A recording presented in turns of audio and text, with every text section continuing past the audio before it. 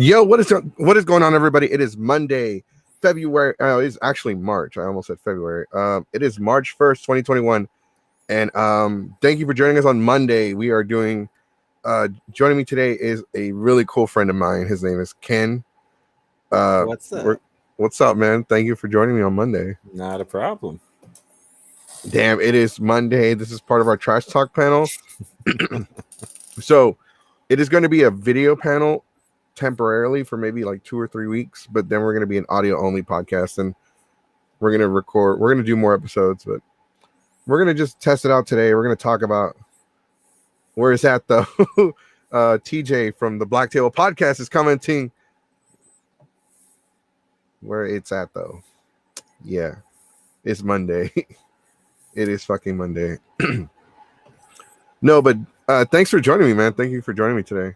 Yeah, not a problem. I mean, we've been talking about doing some kind of panel for the longest time, so right, it's finally my schedule worked out, and so hopefully we can do this for a while before you have to bail.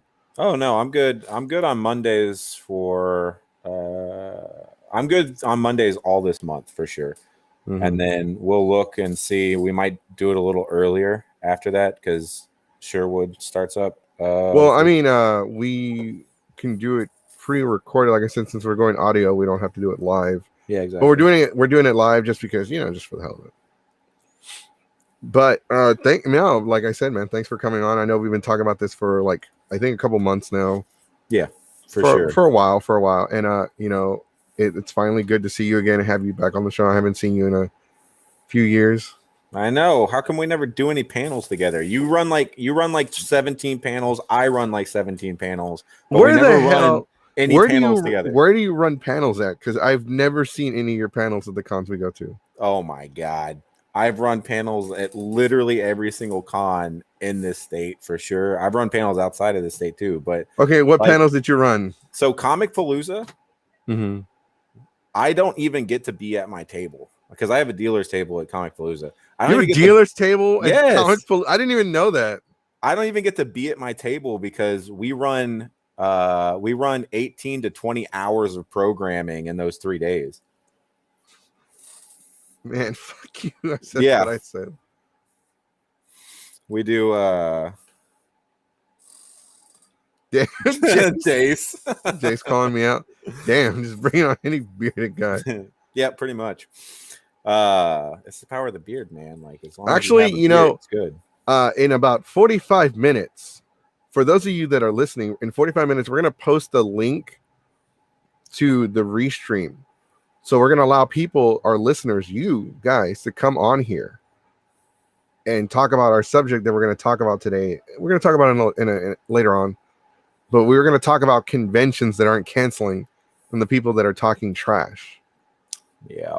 About that. But before we do, we were talking about your panels. Yeah.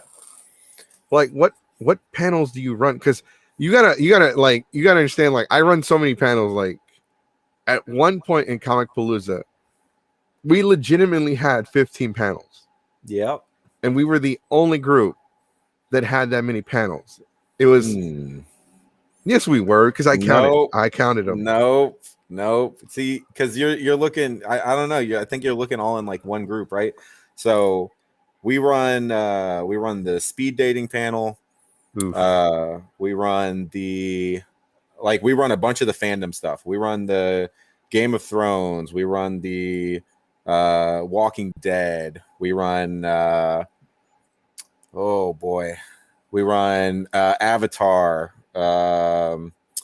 What are the other big fan panels that we run?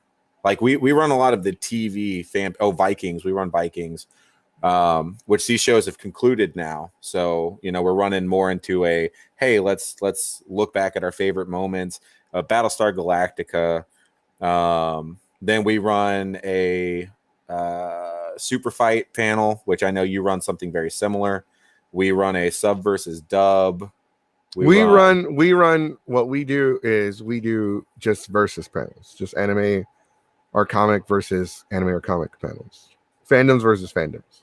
Yeah, see, that's what we've run one like that for quite a while as well. And then probably about we probably have about 14 hours of available steampunk paneling. Now, usually a con is only going to pick up about 6 or 7 hours of that. They're going to pick and choose which steampunk panels they want. And then we do a costuming panel. We do a how-to panel. We do a safety panel. Like we've got a lot of programming that we offer. And that's mainly the more you can put in front of the con's face and say, hey, you can pick stuff off of this list, the more likely they're going to be like, oh, hey, actually, you know what? Not only do we want you to do this, but, you know, at the beginning of this, you talked about wanting us to comp a table or comp a room or comp a blah, blah, blah. Mm-hmm. It builds on that stuff. So whenever you're not innately already going to a con as a cosplay guest, it gives you more like leverage in your negotiations and how many passes you need. So when you've got a group and you're like, I need 14 passes to Comic Palooza, they're like, yeah, excuse me, but we're gonna need you to run 24 hours of paneling information. All right, we can do it. And then you don't sleep, and Sunday is the worst day of your life, but you have to be there and you still have to run 4 panels on Sunday. Yeah. Do it. Yeah, no, and we're gonna dedicate an entire show dedicated to just panels in general. But Rachel asked me, what is this? So this is something I've been talking about doing for a while. I've brought it up a couple times, but I talked about doing more content. So what we're doing is we're going live, and we're going to be live for a couple of weeks. But we're doing an audio only podcast, but I don't have the setup for the audio only. But we wanted to get started already, so we're using our Geeks 5 Ever podcast format for our audio only podcast. So right now it's actually being recorded, and we're going to upload the audio to SoundCloud and Spreaker. But yeah, so for the people listening on audio only, so on our video feed, we actually have our commenters. We're live. We're not live anymore, but obviously we're live, and we have the comments, and they're visible on the screen. You can actually check it out on facebook.com/geeks5ever and our YouTube channel at youtube.com/geeks5ever. We're also on Twitch, but that's all it is. Like, we're just borrowing, like, we're using this format for now until we can come up with the other format. Sleep is for the week. But when it comes to panels at Comic Palooza, like, we go in as press. So I have to do the podcast during the convention, as well as host my panels. And it's a lot of work. Like, people think that running a panel is not that easy. Like, first off, you have to coming up with a panel is not the difficult part. Is you have to kind of sell the panel to the convention. You have to pitch the panels like, okay, what is your panel called? Like, okay, describe it to us, and why should we pick it? Okay, well, it's this, that, yada, yada, yada. And there are sometimes, like, you have a really good idea for a panel, but the convention just doesn't get it, and they won't pick it just because the fucking person in charge doesn't understand, like, what you're talking about. Oh, there's also times when you get a panel and it is a solid panel, and the convention picks it up, and then you get into that panel room. I don't know if this has ever happened to you. You get into that panel room and you have an hour slot, and in 30 minutes you run out of stuff to talk about, and you're like, I thought I knew more about this than I actually know, apparently. Yes, that has happened to me. When I ran Ninja Turtles versus when I ran a Ninja Turtle panel, I thought I knew more about it, but I just ran out of shit. So it just became a panel about what people appreciated about Ninja Turtles. So I think my biggest screw up in all of hosting panels, every single year. So Comic Palooza, we have hosted 7 years, I think it's 7. It's either 6 or 7 years in a row of The Walking Dead and of Supernatural. That was the other one. We hosted 7 years straight the Supernatural panel. And so every year you talk about the last season that just happened, and everybody's hyped up, and it is such a great panel. So there's a guy who's in that panel every single year, sits front row. He's like super knowledgeable. This is his fandom. He gets so hyped about it. And like, he's in the front, he'll be in the front, like in his seat, and you'll say something that is like a catchphrase from that season, and he'll be like, whoa! like up in the front, right? He gets super hyped about it. So this is how bad I messed up one year. I forgot that Comic Palooza was like a week away. And I usually binge watch the season right before the convention. Mm-hmm. Well, I was also building a major cosplay at the time. And so I'm trying to half-ass watch the show while I'm building this cosplay. Yeah, that's never a good idea. No, it's never a good idea. And I realized about 5 episodes in, I wasn't going to do it. So I'm like, okay, what am I going to do? Because this panel is imminent. It's going to happen. I have not watched the season. I don't. So I walk into the convention hall. I've got my 2 like co-hosts with me, and everybody sits down, and I open up the panel, talk a little bit about the show, about everybody's love for it, and how we're going to talk about that season. And I was like, you know what? But this year, I'm going to do something a little bit different. And I was like, I pointed at him and I go, you've been here literally every year for the past 5 years. You sit in the same place every single year. And like, I really appreciate that, man. Like, I really, from the bottom of my heart, I appreciate that. And you know what? I appreciate it so much that I'm going to have you come up here and run this panel this year. And he got so hyped. And I was like, come on up. You know, I sat him down in the chair and I was like, I'm going to like lead just the direction of the panel, but all the content, it's all you, man. And that's how I got out of it, because I 100% had not seen that season. I could not have hosted that panel if I wanted to. I am going to make a confession to you. I have done that several times. I have made like Homestuck versus Steven Universe, something like that. You know, something My Little Pony versus Homestuck. Mm-hmm. And I don't know shit about either one. Like, I don't know anything at all. Nothing at all. And this is I'm like, oh my god, thank god this is a fandom panel, because they are the ones who are going to come up. So what I do is like, all right, who wants to come up here and talk a little bit about their fandom and their show and why they think it's so great? I'm just here to keep peace. I'm just here to make sure you don't start throwing hands. And it's really like you don't appreciate that until you finally realize, oh crap, I screwed up. Thank God this guy is here because I really need him right now. Yeah. But you're like, you know what, man? You're so awesome and cool. I want you to run it. When deep down inside you're like, oh my God, I'm so glad he's here because I need you. This. Yeah, no, I've never let that happen ever again since that, because it is a very sobering moment. You're going through the con, you're having a great time the whole time, and then that panel, you just are counting down the hours. You're like, you know that panel's coming. You're trying to get on Reddit and try and look at the fan forum just to see like, oh, maybe there's a talking point in here. No, at the end of the day, you won't survive. One of the things that I regret doing was that we had signed up to run a Ninja Turtle panel, and I looked up the comics, I did all my research, I looked at the movies, all the behind the scenes, everything. I was so knowledgeable. I even made our Ninja Turtle cosplays to wear to the panel. I remember those. Our panel got fucking canceled because we were 5 minutes late. Oh. Because we decided to wear the cosplays on our way to the panel room. Yeah. And it was all 4 of us. And too many people wanted to take pictures. Too many people were like physically stopping us. Like they were blocking our path, and it took us too long to get to the panel room. And the con was pissed. Mm-hmm. And we tried to explain it to them. I was coming back to the table.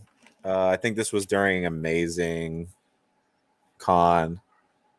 We were coming back down from a panel, and I was supposed to check in with the table, and I had an hour that I was going to eat, and I was going to like just chill out and then prep for the next panel and go and do it, right?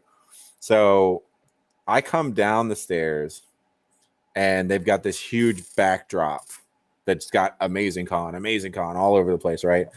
And my idiot self walked by that thing. And I'm in my full-on steampunk Mad Hatter, like got the little bells and whistles going, got the lights on, everything's glowing.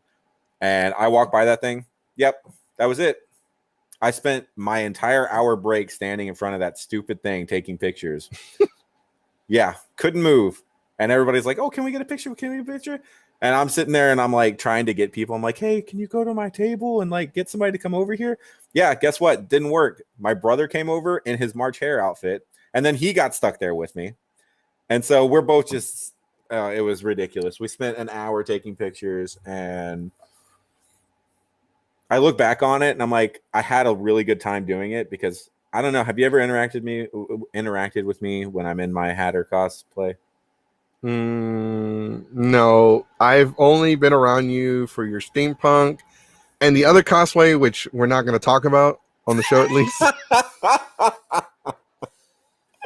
You know, at some point we have to go back. We have to do a panel about how conventions have changed since we were like super in the con scene to now, because I guarantee you, even if it was you would not get away with that one. No, even if it was in my wildest dreams to be like, oh, I want to do this cosplay, I would never in 100 years wear that down to the floor. Ever. No, never. I would not. I would be like, no.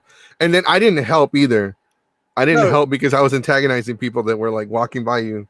Yeah, no. It all started at Onicon when we were. You remember when we had that room with 23 people in it? Yes. Yeah. It all started there because I had to shave in between my cosplays, and then it was like, "Hey, go out to the balcony," and then that's what started this whole thing. I remember that. A year and a half run of doing that costume and going every day. I'm gonna die when I put this costume on. You got in trouble for when you did that at the balcony too. I think the hotel got on your ass about that. They said you couldn't do like the one pose. No. That wasn't at Onicon. At Onicon, I got away scot-free with it. It was at IckyCon. It was at IckyCon. Oh yeah, you're right. You're absolutely right. Yeah, because it's the balcony over 6th Street, and that's a little bit more out to the public and not so enclosed within the convention scene. Right, you're absolutely right. Right. I remember that now. Y'all went out to I'm gonna give a shout out to Inu Smasher who said, "What's up?" Here's his comment. He says, "Hi guys, what's good? None, just chilling. Trash talking Monday." So we're talking about your panels.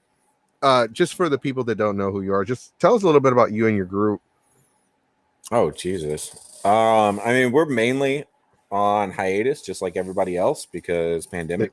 Is that like okay? I thought you were gonna say like we've been on hiatus for like 5 years. I mean, I wouldn't say for 5 years. We've definitely been like more pulled back for a little while. I would say at the height of when we were doing it, we were doing like, oh God, it was stupid. We were doing like 30 events a year. All over the place here, here and all the surrounding states. We went to Missouri, we went to California. Yeah, thanks by the way, the comment. We're 100% old war-torn geezers. Like, I look back, to talk about your comment earlier about sleep is for the weak. Yeah, when I was young, sleep was for the weak. But I've got a few years and I've got a couple hundred conventions on my belt, and nope, I don't do the raves anymore. I don't do the raves either. I don't do the super after hour stuff. Like, I hang out in my room and I drink. Yeah. It's oh my gosh, which one is down in Corpus? RealmsCon. RealmsCon. We've done Realms once. Yeah, RealmsCon is a 24-hour. Is it? Yeah, I felt like it wasn't. No, it's open 24 hours, like all 3 days. So you can have a panel at 2 a.m. And I have hosted 2 a.m. panels at that show. And I can tell you that those are actually some of my favorite panels. Well, at Delta, we had the adult karaoke and we were on until like 4 or 5. Yeah. And I had to stop it. I had to stop. I'm like, listen, I have a panel in 3 hours. Unfortunately, they scheduled me for a panel at 7 a.m. And I explained to the con chair, Sarah, look, Sarah, I'm sorry I didn't host the panel, but I was up until like 4 or 5 in the morning during the karaoke because people, like, we had a packed house. Like, Delta is normally dead by like 12. The hallways are empty, but our panel room had at least 40 people. And that's a lot for Delta. But I mean, at night. Oh yeah, no, Delta. I've loved Delta. Delta. We've done some pretty decent big panels, even late ones, because usually the dating panel's late, and then we have 2 rated R panels. So We definitely had the 2 a.m. slot That's what I'm here for. for the for sex panels essentially, and no, not like legit sex panels, man. But you know, I mean, we don't talk about those. yeah, that's why they're rated R. You just have to find them. They're not even advertised very well. They're just Yeah, like, I hear something going on in this room. What's going on in here? And there's a guy standing at the door because we always have to put somebody at the door, and they're like, ID. Like, why do I need an ID? You have to be 18 to go into this room. Oh, and you'll have people run back to their room and grab an ID and then come back to the door and be like, here. And they'll walk in. And I've had people who walk into a panel at the worst time ever. And the next thing out of your mouth instantly makes them turn around and run right back out of the room. that's been me. Not the running out part, but the walking at the wrong time. That's been me. That's been me in our hotel rooms too. Yeah. Yeah. Yeah, no, so this is a good comment right here. Back in the day, we used to have to duct tape our Party City wigs to our heads so they wouldn't get knocked off. And with a yaoi paddle, war flashbacks. And then another one, never did the raves, tried to go to Akon, couldn't get, I was like, forget it. The raves are like, they're great if you're still in your 20s. And when I say 20s, I mean early 20s. I don't know about that because I definitely remember a younger Jesse. I definitely remember Mr. All About the Raves. We had to call you back into the room like multiple times in the same night because you're like, man, I'm not ever doing these raves again. These raves suck. I'm never doing it. And then next thing you know, where's Jesse? Oh, he's down at the rave with your Saiyaman Which is shoulders. funny. Which is funny because like, yeah, okay, that was the rave. Like Jesse's down at the raves. That was code for Jesse's probably in somebody else's hotel room drinking and doing stuff. I remember one time y'all tried to hoard me out to some girl in the balcony. No, okay. Do you remember? Do you remember when you broke my steampunk gun? Yes, because I got shoved on top of it. Yes. That story in my head always lives in infamy, right? Because that was the night that Sammy passed out. Do you remember that? Yeah, I still had the pictures until like a couple of years ago. Yeah, so we had the one rule: you're not allowed to pass out with your shoes on. That was the only thing. If you went to bed normal, we would leave you alone. And so Sammy passed out, and we put his boots back on his feet, and then tied them together. And then, yep, I remember that night. I do too. And then he was pissed, and he called you and guess where were you that night? I was okay. So I was because I don't know if they had a rave or not. You were. I was on the no because I answered the phone. I could hear you. I was at the pool area because people were drinking and partying at the pool. Because remember, I had two pool areas. Mm-hmm. It was at Anime Matsuri, and that's when they were at the Crown Plaza, and they had two pool areas, and I was down there, I was just chilling because I think some of y'all were getting ready to go to bed, and I wasn't sleeping yet. That's funny because I distinctly remember when we called you and you picked up the phone after the third time we tried to call you, and all you hear is yeah, because it was a party. Yeah, a party. It was a party because I don't know because I don't think Matsuri had a rave that year. Because did they have a rave that year? I think they did, but who knows? Like this was okay. For anybody who's listened to these podcasts before, this is before Matsuri was like, this was the last year of Matsuri. This was the year that they were filing bankruptcy. They had lost all their money. They had lost all their backings. And this was the last Matsuri. And this was before they got picked up by that stupid Heroes of Cosplay show, which saved that convention, financially speaking, because that convention, and when you look back on it, that convention was always pretty doomed. But yeah, their car show was a great like indication of how bad they were doing. Yeah. no, that show was definitely in the pits way before uh way before they went bankrupt. And Oh, then absolutely. bankruptcy just kind of proved that. But I always had a like spot for Matsuri in the younger days. That's before all this stuff came out about, you know what all came out. Right. And I'm not gonna I kind of so I always knew that someone that worked at Matsuri, not a creep, but was a dick. Right. A certain someone was a dick, and because of the way, like, because we knew each other on a personal level, and like if you didn't do something that he liked, or if you did something that he didn't like he fucking like would talk down on you. And I was there. I was at Planet Zero during Hurricane Ike, and I remember we left to go to Planet Zero, and I was there when the certain someones announced the birth when they were expecting their first child. Right. We were there. We were at a fucking, I think it was a Denny's or an IHOP. I don't remember exactly what it was, but it wasn't like over social media. It was literally like it was a bunch of us eating super late at night after Planet Zero had closed, and then all of a sudden we get that announcement. We're like, oh, congratulations! But I think everything went downhill when I had decided to work with Kamikaze Con instead of being completely 100% loyal to them, which Kamikaze I get. had 3 years? Kamikaze Con Or had 2? yes 3. Okay. Had 3 years before. I think 2011 was the final year. It was 2009, 2010, 2011. And honestly, it was Kamikaze Con was great, but it just and I know exactly why it's not around anymore. It's not because they like lost to Anime Matsuri in some quote unquote, convention night war or whatever the fuck, like WCW versus WWE. That's not what happened. I know exactly what happened, and it's just it was a personal decision that the owner had made because he wanted to be there for his family more, and the conventions do take up a lot of time.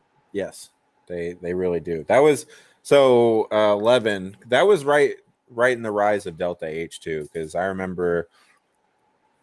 Remember when they were at the U of H? The U of H. I remember. Yes. Oh my god! And Lord Zed was there.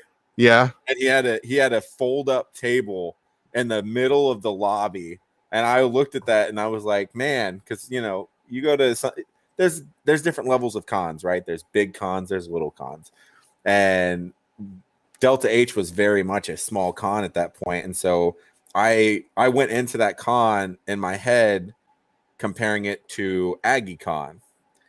And Aggie Con has been running for 30 years at that point.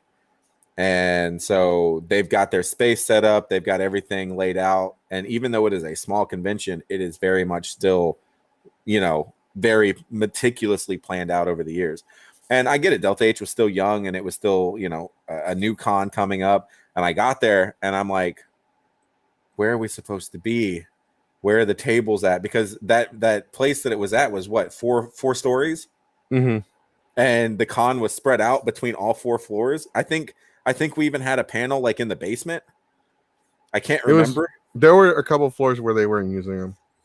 Okay, well, I think we were subterranean at one point. I think it was like the basement, like the one you were talking about, and then it was like the top floor, and I think that was it. Like there were a couple rooms on the other floors, but they weren't really like being used. They were just like chilling areas. All I know is I went there, and even though it didn't have the organization yet, I went to that con and I was like, man, this is a con I want to go. Like, I want to grow with this con. Like, this is something I want to do. And I did that con for 6 or 7 years straight and saw it grow from these humble beginnings. And then we moved to a hotel. And then the second year we were in that hotel, we were completely like cramped in there. There were so many people.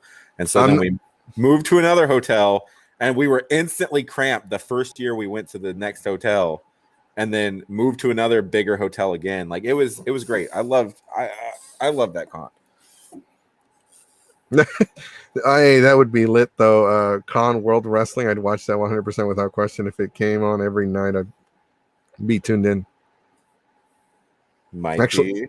Might be an idea here. Might be something we're already working on called Dino Rumble. You just got to bring cosplayers in now. Yeah, well, I mean, ours was with the inflatable costumes. We kind of already done it at the Texas Renaissance Festival. Yeah, with the Pikachu, the dinos, and all that stuff. Yeah, you saw the videos? Yeah. That was us. That was the same night I broke my ribs. Uh-huh. Yeah, You just have to let the cosplayers know ahead of time, like, hey, look, like, if you want, you can put 40, 50 hours of construction into this costume, but I'm guaranteeing you, like, it's gonna get messed up. Just for the record, I didn't break my ribs doing the fighting. I did break my ribs fighting. I didn't do it during that fighting. I broke it during the real fighting afterwards. Because there was this dude, I don't know if you know the guy that runs Camping in Progress. He has that little like pole that's so high it makes like a tree with the lighting and everything, and he always has like the jacuzzi and the projector, and he had a little inflatable swimming pool with oil in it for oil wrestling. What lane are they on? They're like so close to Call of Duty. Like left-hand side, right-hand side of Call of Duty. If you were on the street and you were looking straight at Call of Duty with the bonfire in front of you, he would be to the right-hand side. Oh, okay, yeah. But they're more on the back road, right? Depends. Well, yeah. Like that street where you saw me on, they're kind of like in that area. Okay, gotcha.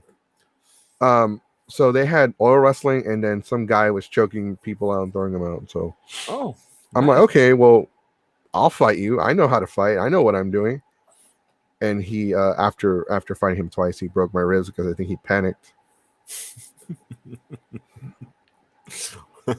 Because I beat him twice, and my godmother was like, dude, you beat him twice. Just walk away. No, I'm going to beat him a third time. But I couldn't breathe or catch my breath. I couldn't do it. I just felt off, like something was wrong.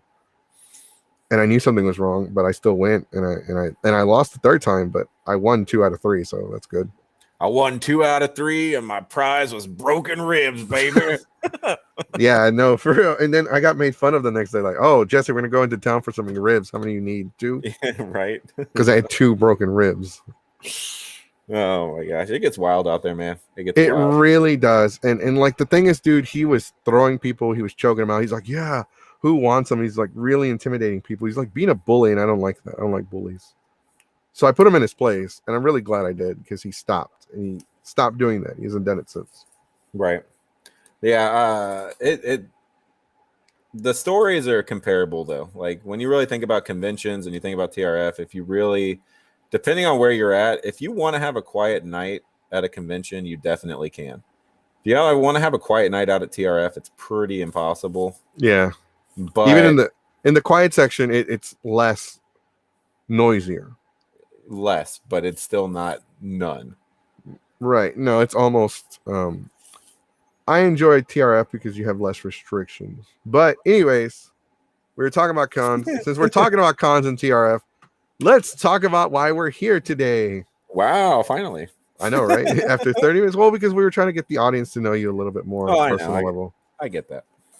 So, for those of you that don't know, A-Kon has officially canceled their convention for 2021. Comicpalooza is still going ahead with their convention in 2021. But A-Kon, I think recently, it was either today or a couple days ago or somewhere within that time frame, that A-Kon has decided to postpone once again. And here's the post. A-Kon 2021 postponement, the sequel. 1 year ago, we wrote to all of you the developing situation with COVID-19 meant that we needed to take precautions and postpone A-Kon 31 until we felt that it was safe for our community.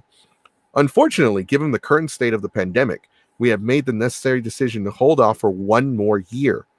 We hardly need a lengthy flashback episode to explain why we need to make this decision. The national situation with the virus did not get better over the course of 2020, and even with the vaccines in production, we're still not out of the woods yet here in Texas. We feel that no amount of convention withdrawal is worth putting our friends and family at risk. For those of you who have already registered for A-Kon 31, your registration is still valid and will carry over. They put a D, or is that just a smudge on my computer screen? It's just a smudge. To the 2022 event, we're asking those who are able to continue supporting the con to wait and see what we have planned for next year before requesting a refund. as every dollar goes to making 2022 worth the wait. However, we know that, and I think I fucked up. I think, did I say 2021 at one point? Anyways, however, we know the pandemic has left some of you in a tough place. So we're opening another refund window from March 1st until April 4th. If you are in need of a refund now and cannot wait until we resume normal operations, please email us. And they have their email here, customerservice@acon.com. No one likes an extended filler arc, so we're not going to leave you hanging long. Our 2022 dates and venue info are coming soon.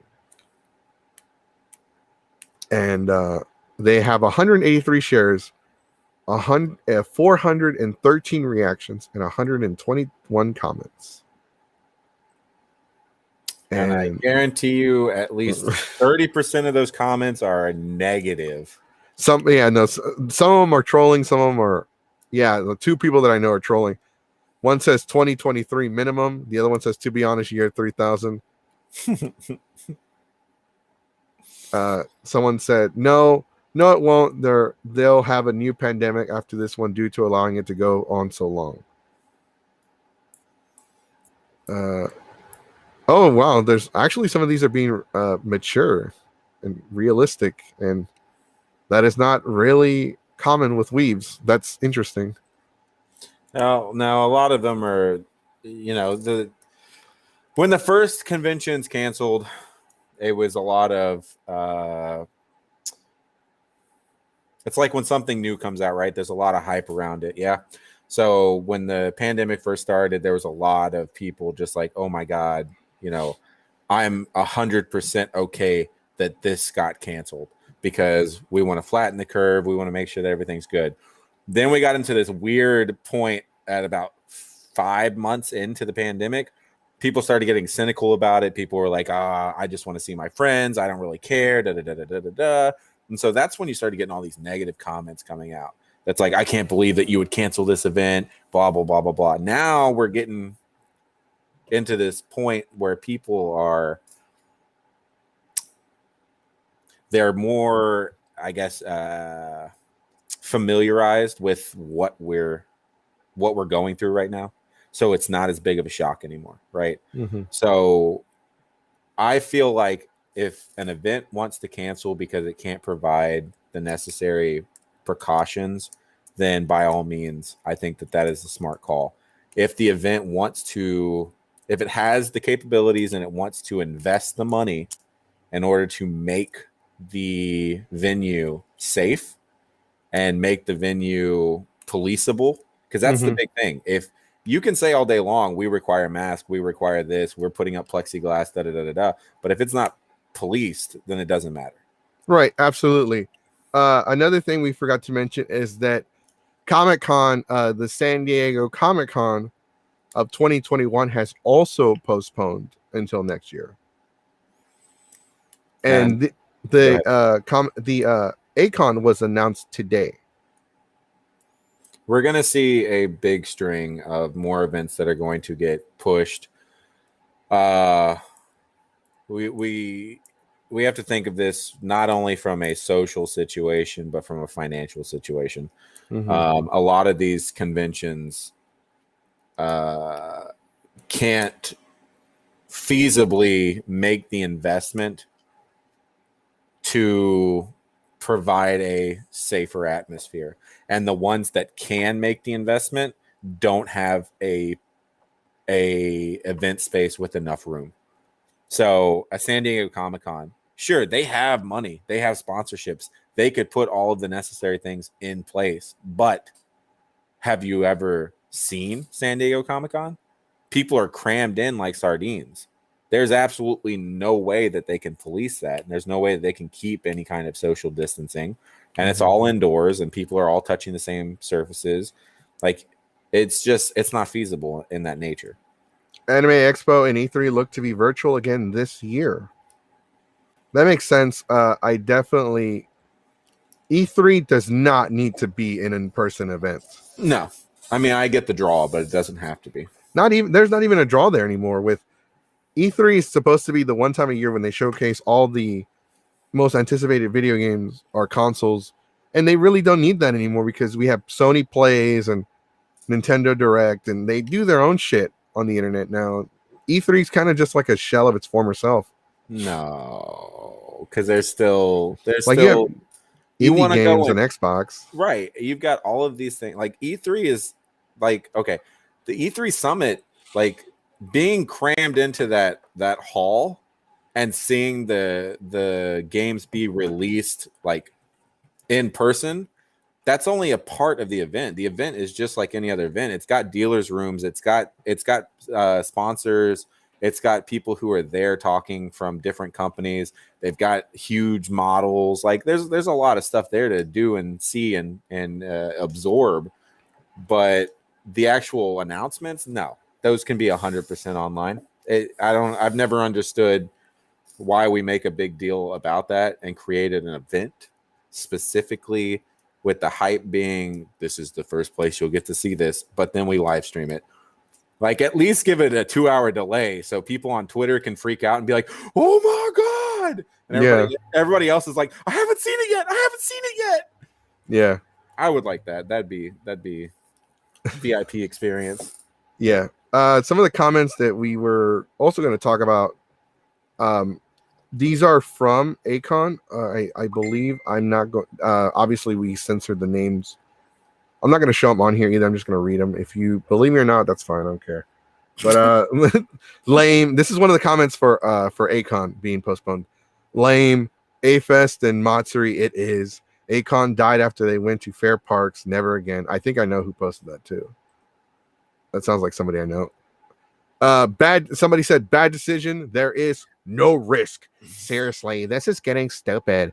Oh, it didn't get better. We're 70% down from 6 months ago, and there's a couple of vaccines out there, and we're still pretending it's the damn Black Plague. I love how you went in and out of 3 different accents reading that one comment. I had to change it. No, because it's 2 comments. It's 2 comments. Okay. It's bad decision. There is bad decision. There is no risk. And then it's the other person replying. Oh, okay. Gotcha. Yeah. So it's 3 comments. It's not just one. I probably should have gapped them out more. Oh, here's another one. Here's a oh no, wait, I think I skipped one. Oh, okay, yeah. Sorry to see you fail so hard. I'd say I hope you go bankrupt, but then I'd have nothing to do in 2 years when people might finally decide it's safe enough to crawl out of their bomb shelters. Hopefully, in the meanwhile, there's too many commas. There will be organizers that aren't cowards. They're organizers. Why are they? Oh my god! They aren't cowards and aren't beholden to the COVID Karens that put on a show worth going to this year. Let's look forward to Anime Dallas. I guess at least they do something, even with the asinine restrictions. Jesus Christ. All right, so here's my take on it. If we want to look at an event, it doesn't matter. We're not going to name anybody specific. If we just want to look at any one of these convention events, these are all businesses, right? They may be nonprofit businesses or they may be profit businesses. That's irrelevant. But the point is you have to have capital in order to host this event. If you don't have capital, if you don't have money, if you don't have sponsorships, you can't book a hotel. Mm-hmm. You can't bring in voice actors. You can't bring in animators. You can't bring in the things that bring in the people who bring in the money. So at the end of the day, you have 2 options right now. You can either go ahead with this event and you can say, we're having this event, we're going for it. And you throw down all your money into the places that you feel, 1, are going to bring people out, but 2, you have to find people who want to come out, who like guests, specifically like voice actors. You have to find a voice actor who's willing to come out and meet all those people during a pandemic. But you have to throw all this money out. Now, what's going to happen to your attendance levels? your attendance levels are already going to go down. You 100% know that. So you already predict you're going to have less money come in that year. So now you have to pick guests that are going to be less, that are cheaper, essentially, to bring into your event to try and salvage. But here's the problem. When you bring in some of these guests, you appeal to less people. Right. So now you appeal to even less people, which means you're going to have even less money come in. And you're also going to have to go through and put in the plexiglass. You're going to have to offer free masks. There's a lot of things. Having the event is worse financially than not having the event and postponing. I want to bring up, I wanted to touch on that one thing that you brought up that's really important. Sponsors. Sponsors are very important. Sponsors are like literally that extra boost that all events, you podcasts, events, conventions, streamers, YouTubers, whatever, podcasters, whatever you fucking can think of. Sponsors help boost and make things easier on you financially. So if you do something that pisses off a sponsor, especially if you decide to have your damn event during a pandemic and the sponsor is completely against having any kind of social event that requires people to be in a close proximity to each other, they're going to pull out because it's going to make them look bad. Not only are they losing money, because there's no way they're going to make a lot of money this year. Oh, Pachinko says hello. There's no way they're going to make a lot of money. They're not, but it's also going to make them lose bad, and in the long run, that's going to cost them even more money. So the comment that Jace put here. So some of these cons, now not all of them are blind to the situation. Some of them, yes, some of them are. They're basically saying that they either don't believe or they feel like their event is going to be safe because X, Y, or Z, right? Mm-hmm. Some of these events, they're trying to push forward because some of them are locked into contracts and they can't get their event cancellation fee. So I understand partially, but at the same time, it's not the right call. Like, yes, they are trying to save themselves from bankruptcy by going, okay, look, if we have the event, if we even get 500 people to show up, then we can at least pay the bills. But you run that risk where people go, well, I can't believe they're having this event. There's no way they should do this. I will never support them again. They run that risk too. And that's almost as damning to the event as anything else. No, absolutely. I mean, Comicpalooza is owned by the city of Houston. And if the city of Houston feels like you're costing them more money than you are making it, then they are going to... I don't even want to think about what they could do to Comicpalooza. Hello. But like, I don't really fault Comicpalooza. They're owned by the city. Like I said, they have there's a lot of gears in motion that I really can't talk about on the show because I know a lot of people that work and they've been really cool to me and they've been really helpful. And that's one of the things that we were going to talk about on the Discord. You know, I got an email from Comicpalooza saying that, hey, you should submit your panels for the con. Like, we would like for you to come back. And I'm guessing it's one of two things. I'm guessing that either because I've worked with them before and they know who we are, but I'm like, it's either they know who we are and they want us back, or they're kind of desperate. I think it's a combination of the two. It definitely is. They emailed us. I politely declined. So I definitely will not be doing anything like that.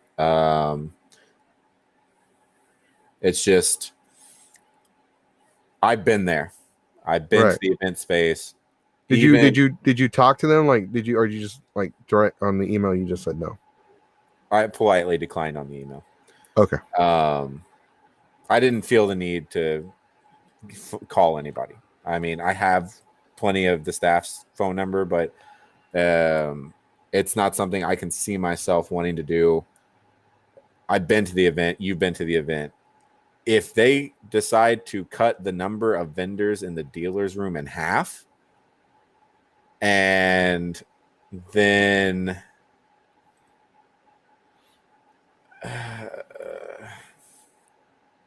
maybe limit ticket sales, because the downstairs, there's just not enough room in the vendors stadium, because it's not really a vendors hall anymore. It's a freaking stadium down there.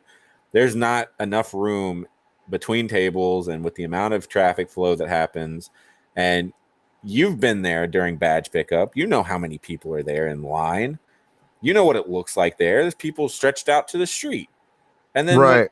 the panel room's upstairs. Like, there's not enough room, even if you try to put a divider and say traffic going this way on the right, traffic going this way on the left.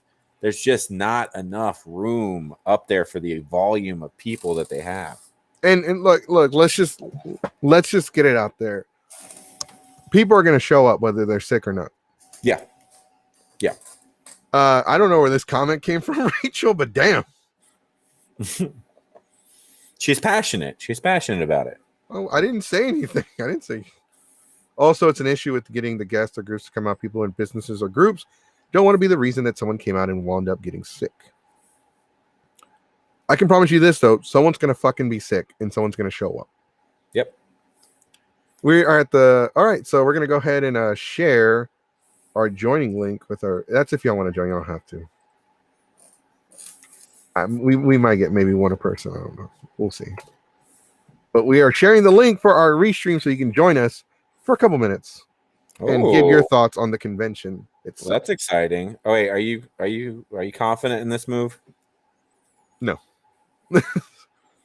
I hope nobody comes on here and says balls and then leaves. That's it's not even just that, because what's your... I'm gonna be real talk real quick and not trying to give anybody ideas. What is your... We're adult. Yes, but what is your ability to censor? Not live, we can't. Exactly. Okay. Yeah, we have one though. We have Keyblade Sonic, who's a regular co-host for the podcast. What's up, man? Hey, how's it going? Hey. He decided to join us on his day off. Wow. Yeah, I figured, I was here. I was listening to the conversation. I was like, man, I kind of wish I was part of this for a bit. You can. Why don't you stay for the rest of the show? Fuck it. Yeah, sure. Yeah, but no, give us your thoughts on because we were talking about like, and like, look, and this is the thing that I don't know if you heard me say this, Ken, on the show, but I had COVID. Yeah. I fucking fought COVID, and I ran a fever for two hours. Mm-hmm. Not everybody runs a fever the entire time they have COVID-19. Yeah, that's the scary part about this, the virus and all that. It affects people in different ways. For some it may seem like, oh, it's just a flu. For others, it could be like life or death, in some cases, some severe cases. Some people just get a cough and they don't really get anything else. Right. So it's one of those weird, honestly, it's a weird virus. We haven't had enough time to study it. It's been a year, but that's not enough time. Viruses mutate, viruses evolve, and viruses interact differently with different hosts. So, you can't just sit here and be like, this is what happens when you get this, because it's not true. Yeah. Right. Absolutely. So going back to my earlier statement, people are going to show up sick. It doesn't matter if they have COVID, they could have the flu. Yeah. They could have ass herpes. Who knows? Well, that's a guarantee. That always happens at every event. We have SJ joining us to give her comments on the situation. And she knows she works in the medical field. So yes, she works in the medical field. And her comment was directed at the guys' comments they were reading on the show. Mm-hmm. But unfortunately, you're going to expect... Hello, SJ, can you hear us? Hello. I think she's getting situated with her stuff. I really don't expect a lot of weebs to even bathe or wear deodorant. Mm. and we're expecting them to like, and then you always have like you have the people that hug and dry hump each other, and then you have the where's my hug guy Mm. who smells like he was just rolling around in dirt outside. Yeah, there's a few people also. It's like, I think every con goer should know when they hear the phrase con crud. You know, obviously that's a thing, but Yeah. with a pandemic going on, you know, you may think it's con crud, but you know, it could be something else. Mm-hmm. Surprisingly, most seem to not understand that. You know, it's like, Even if you don't think COVID's a big deal, from a business standpoint, you don't want to do anything that's going to be damaging to your business.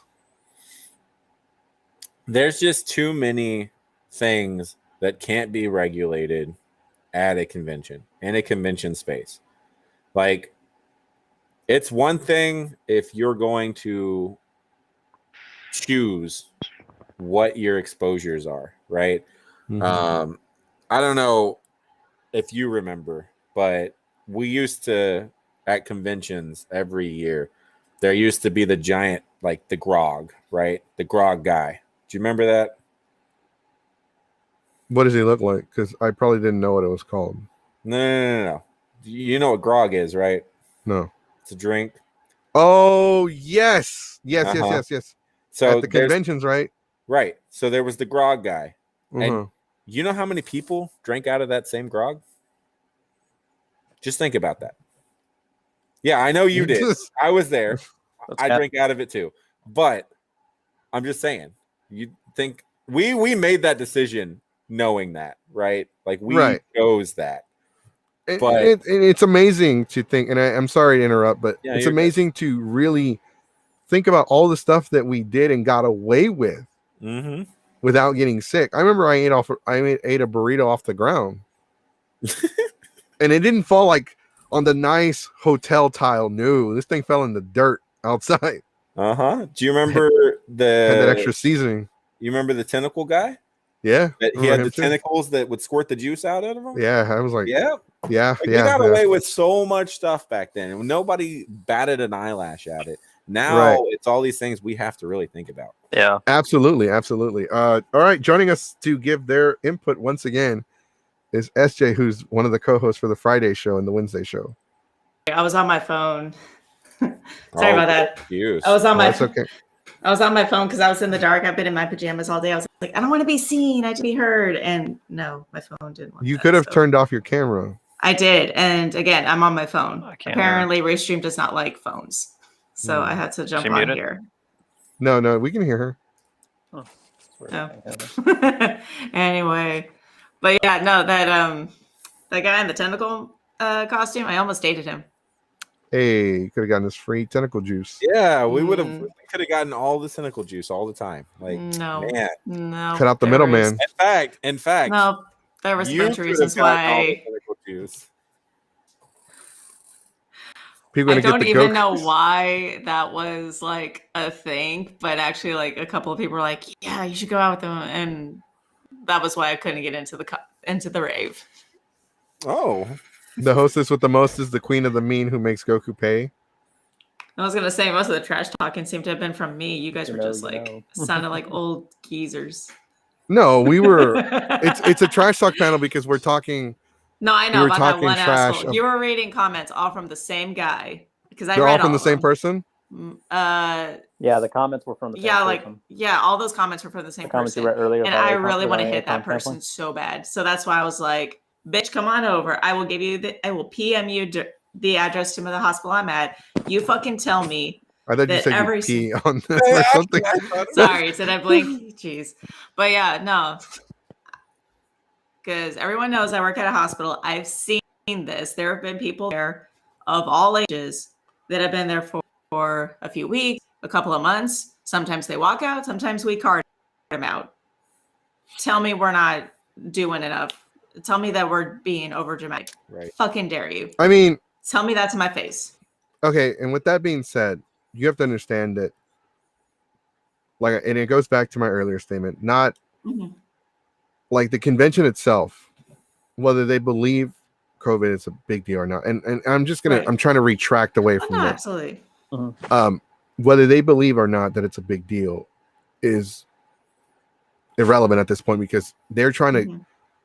these businesses are being watched and dissected. If they say Right. something, if they go on Twitter and say fuck, there they go on Yeah. fucking all the news sites, comicbooknerd.com. Absolutely. Absolutely. And And like, on- so they're just trying to save face at this point. But the Sure. attendees, you have attendees who come from all over the country. And you Mhm, have, mhm. and if you are anyone that's gone to a small town in Texas, Mhm. you'll learn the hard way that nobody in these small towns will wear a mask because it's not mandated. Right. I've been to towns where like people stared at me for wearing the mask, Mhm. and it's interesting because I'm like, I'm from the city, we wear the fucking mask. I'm like, Right. Right. It's like just because, like, it's like that thing where it's like, oh, just because you have a low population doesn't mean you shouldn't wear a mask. Yeah. Yeah. but I mean, No, and I like, get it too. And like I said, and just on the last show, I was like, if we follow the directives, at least we can try to limit people's chances of actually getting it if you have to be out there. And so I understand it's a double-edged sword, and I try to play devil's advocate all the time, but I just still don't like, and I understand we need to try and move forward and everything, but it's that just whole like, oh, we don't need to worry about it. It's like, no, no, no, no, no. You need to worry about it because everybody and their cousin has gone to a convention and come back home with something before this was a pandemic. Like I said, every time I go to ACON, I come home with something. Mhm. And it's like, why, Akon? Why do you hate me so much? But and this is just normal, con crud. Now we actually have like a disease that actually has shut down the world. Like, we really can't take this lightly, guys. I mean, here, what about this theory? What if this whole COVID-19 thing started because of a con? What if it's slowly been festering in our con community over the not just con. I would be surprised. At the Renaissance too. Renaissance 'cause Festival, yeah. It was like, give her every year after Renaissance for a week, I'll get sick and I feel like I'm at death's Mhm. door. Yep. Yeah. Mhm. And you know what? There's no other place that I've ever been in the world that I've gotten as sick as when I've gone to a convention. And that's going to public school my entire life, right? Yeah. Like, you go to public school, I've never gotten as sick as I've gotten after an event at a convention. So yeah, I could definitely see a fan story coming out that's where COVID-19 slowly just brewed itself in a Technically, yeah. convention. And it was Jesus. So just for the people that are joining us, we are allowing people to join us for a few minutes. SJ joined us, Keyblade Sonic joined us because we were talking about the convention. So if you want to talk about a con in particular, I'm going to share the link once again, but it doesn't have to be Comic Palooza. I noticed Blastoid says Comic Palooza. Woo! There's the link. I'm sorry, but you don't have to talk about a con in particular, because we were talking earlier about A-Con being canceled and San Diego Comic-Con being canceled. Yeah. Yeah, But Comic Palooza is still going on. You can just say hi. Yeah, you can say hi. Talk about your favorite thing or a shout out or whatever. Talk about bathing. That's nice. Is that you, Satan? And also another thing too is like it's kind of like how it was last year. Like San Diego, when they announced they were canceling last year, it was like a few days later, like AX announced they were cancellation. So basically, it hasn't been confirmed yet, but there's like a leak came out that said, oh, AX they're only going to do virtual this year, and that's how E3 got canceled, because that came official and it got leaked that AX is doing virtual. A lot of conventions. So there's no easy way to put it. A lot of conventions are going to postpone this year. And a lot of the smaller conventions that don't have any kind of corporate sponsor backing are going to go away. This is going to kill a lot of like Anime Sekai is one of the few victims that I can recall of the pandemic. Yeah, Anime Sekai is officially dead. dead. It's over. Unfortunately, the pandemic has hit them financially to the point where they can no longer keep going, and that's understandable. Conventions cost a lot of money, and when you can't host a convention for nearly 2 years in a row, Yeah. it's bound to hurt you to the point where you have to rethink your financial situation. And people don't, and you have to understand that conventions have to make money. They're not just here to show us a good time. I mean, yes, absolutely, they're here to provide us with a good time as an escape. But they're still know, a business. They're here. right. They're still here to make a profit.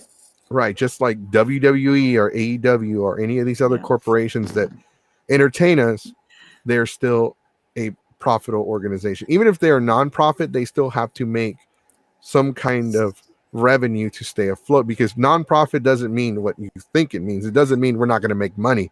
No, it means we're going to make enough money to stay afloat, and then we don't really give a shit at that point. Well, Right. they can't just break even, because if an event breaks even statistically, if an event breaks even 3 years in a row, the event will go into decline. And the Right. reason why is because if you do not have the income to improve the event, if you do not have the income to bring in a different, wider variety of guests, people will Mhm. stop coming because they've seen it all. They've done it all. Right, absolutely. You're right. No, you're absolutely right. Events, you always notice that they get bigger and bigger and bigger because they have to. Like, how are they going to stay afloat, especially in the competitive state that is Texas? Like, you got to remember that when we were like 10 years ago, when we were going to all the conventions, like there was a con every 3 weeks. It was The getting good old days. The good old days. The days. Now it feels like a lifetime ago. yeah, I know. and it almost is a lifetime ago. The children that were born 10 years ago are 10. Obviously. Amazing how math works. I know, right? But sometimes you have to really get in there for the people that are like, huh? Are you sure? Right. But no, yeah. But like you Carry said, the like two. most of my that's all. I actually didn't go to a lot of conventions here in like Houston. All of my conventions I went out of town for. So Well, no, at one point, Houston didn't have a lot of cons. yeah. True. But that's what I'm saying. All of my expertise comes from like going to New York Comic Con or BotCon, which goes around the country. And also So those same people who would always say, you know, like when it goes to like Anime Matsuri, they would just be like, "Oh, Anime Matsuri is the only con left. This is why this is the only con in Houston." I'm like, no, it's not. There's other. Not anymore. Yeah, there's Yeah. like a bunch of other. Even then it wasn't, because Onicon was always there. Con was Right, but like at one point, Matsuri was. it was only Matsuri and Delta in Houston. Mhm. Because And- Onicon had moved to Galveston. Yeah, and now we have, you know, Compalooza. I know people just be like, "Oh, but I want an anime convention." I'm like, they still have anime there. Just because it's Compalooza doesn't mean it's just specifically just for comics. You know, funny enough, I still consider to this day, I still consider Onicon in Houston, even when it was in Galveston. That's just It's fine. you know, it's not that far out of the realm of possibility, because it's what, an hour and 15 minutes drive. That's because you would spend an hour alone in traffic. Right, and sometimes it takes me an hour to get from Yeah. one side of Houston to the other. So you might as Sometimes well call Galveston Houston. Like, Yeah. yeah, no, when I go to Dallas and it's like a 3.5 hour trip, an hour of that trip is literally just getting out of Houston. Houston. Yep. And then it's 2 hours on the road on my way to Dallas. And then now we're in Dallas. Only in Okay. Texas is it hard to get out of Texas. No, seriously, you could drive any direction in Texas except towards the ocean, you'll end up in the water. But if you drive north, you drive west, you drive south, Yeah, you drive for you're 5 still in hours, you're still in fucking Texas. Yep. If you drive for 3 hours, you still might be in Houston. Yeah, sometimes. It's not an exaggeration, kids. No, but like you look at, and people are so defensive of Anime Matsuri because I remember when the scandal first happened, when the accusations were happening, and I say I'm not saying no, they're not accusations when they actually happened, because there was evidence and then he actually admitted to it. But when it all happened, people were willing to let it slide For the sake of the con. for the Which is sake of the ama- convention. Which is amazing because since then, look at all this other stuff we haven't allowed to slide. So I wonder when is Matsuri's time going to be up? Well, we're when not going to is- talk too much about that, but we're going to talk about. Yeah, let's just move it back on to like whatever. Well, we're almost out of time Whatever. anyway. We have Oh, about 2 minutes. Hey, What's up? you remember that time that we took 2 cars to IkiCon? We met up at that sketchy ass dealership, like way on the outskirts of town. Yes. We traded people over, and then we fired bottle rockets at each other on the drive there. Or Roman candles, sorry, not bottle rockets, Roman candles. Yes. I don't That know. was Just convincing. Is that why my clothes is burnt? I don't ask me. I don't know. I was the driver. I was driving too. Exactly, and they were just shooting Roman candles out the windows at each other. So I'm like, how did we get away with so much stuff? How did nobody call the cops on us? and that's I Still the question. specifically was wondering that as Go through well. all of your stories and have the cops involved. How do you keep avoiding jail? That's what I want to know. Then not all my stories involve the cops. Sometimes you gotta understand that a lot of the stories come from the same night. That doesn't make it any better, dude. Well, no, like sometimes so much shit happens in one night. And you got to remember that all my stories don't actually involve me. Like the Delta H Con gangbang, that did not involve me. I heard about it. I was not a part of it. Yeah, right. I was not. No, I was not, because I was with my ex who was pregnant at the time. One of these days, way down the line, we're gonna hold on to, a handful of stories. But there's one specific story, and I know you know what story I'm thinking about. When we were all in that room, the 23 of us were in that room. That was Onicon. I know it was Onicon, but do you remember what happened at Onicon? Yeah, I don't want to talk about that. I know, exactly. One of these days, way down the line, we'll do a show just dedicated to the paranormal, supernatural, and There's a podcast that's looking for guests for that kind of shit. I want to do you that should kind go of shit. on. I'm not going on alone. I don't remember everything. Yeah, we should both go on. Yeah, we should. And we should just, I talked about that at a Con Horror Story panel one time. Yeah, no. Yeah, thanks. You're welcome. I didn't. Use I heard Asian Alex's point of view from that night, and it didn't make sense. It was interesting for sure. And then I heard your point of view, and then I'm like, okay, that makes more sense. It was very similar, but like where he was like, yeah, I did this, I did that. I'm like, no, not you. You ever seen a full man get picked up with one hand and thrown across a room? Because I have. I mean, I've done that before. Besides the paranormal stuff, I've done that before. But anyways, last one says, "What is the smallest con you can host? What is the smallest con you can host? Like one day con, opening, closing ceremony, dealer art, room, a single panel, and a lounge. Boom, mini anime. What you call it? The picnic. Remember when they used to do a picnic? No, they still do that, and I don't. That's no. Actually, Acon did a mini Acon years ago. I think in 2011, 2012. It was actually at a library. They did and also One. San Japan, like how they usually do theirs like Labor Day weekend around like in the beginning of the summer, like around May. They did they call like mini con, and they would do it like a mall like nearby. Well, it's not really a mall per se. It's kind of like a little flea market in a way. Yeah, absolutely. They did a one-day anime con in my high school a couple years back. So they did one at Waltrip High School in Houston. Right. See, those things, those are very probable.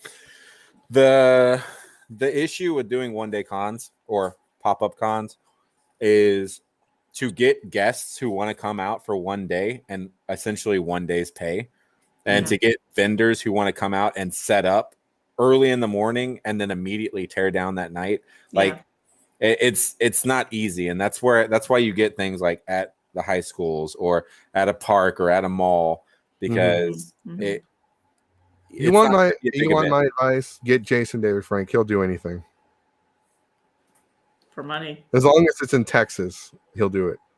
And also like there's several like toy shows. They would do them like at like it's somewhat like a bigger venue in like a little hall in a way.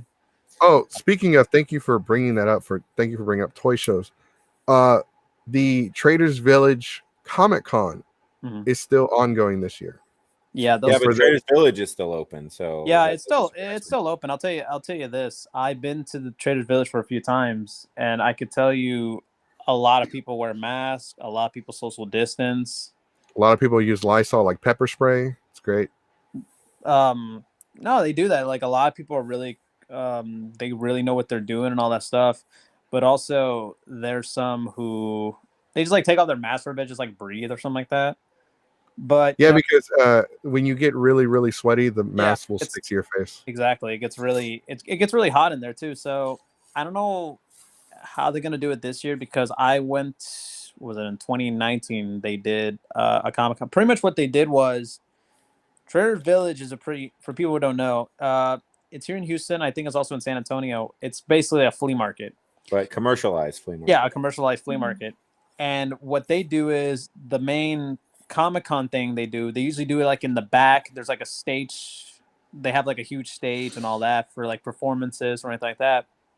So that's where they would do their Comic-Con thing, which is mainly just like a vendor's spot, essentially. That's pretty much what it is. Mm-hmm.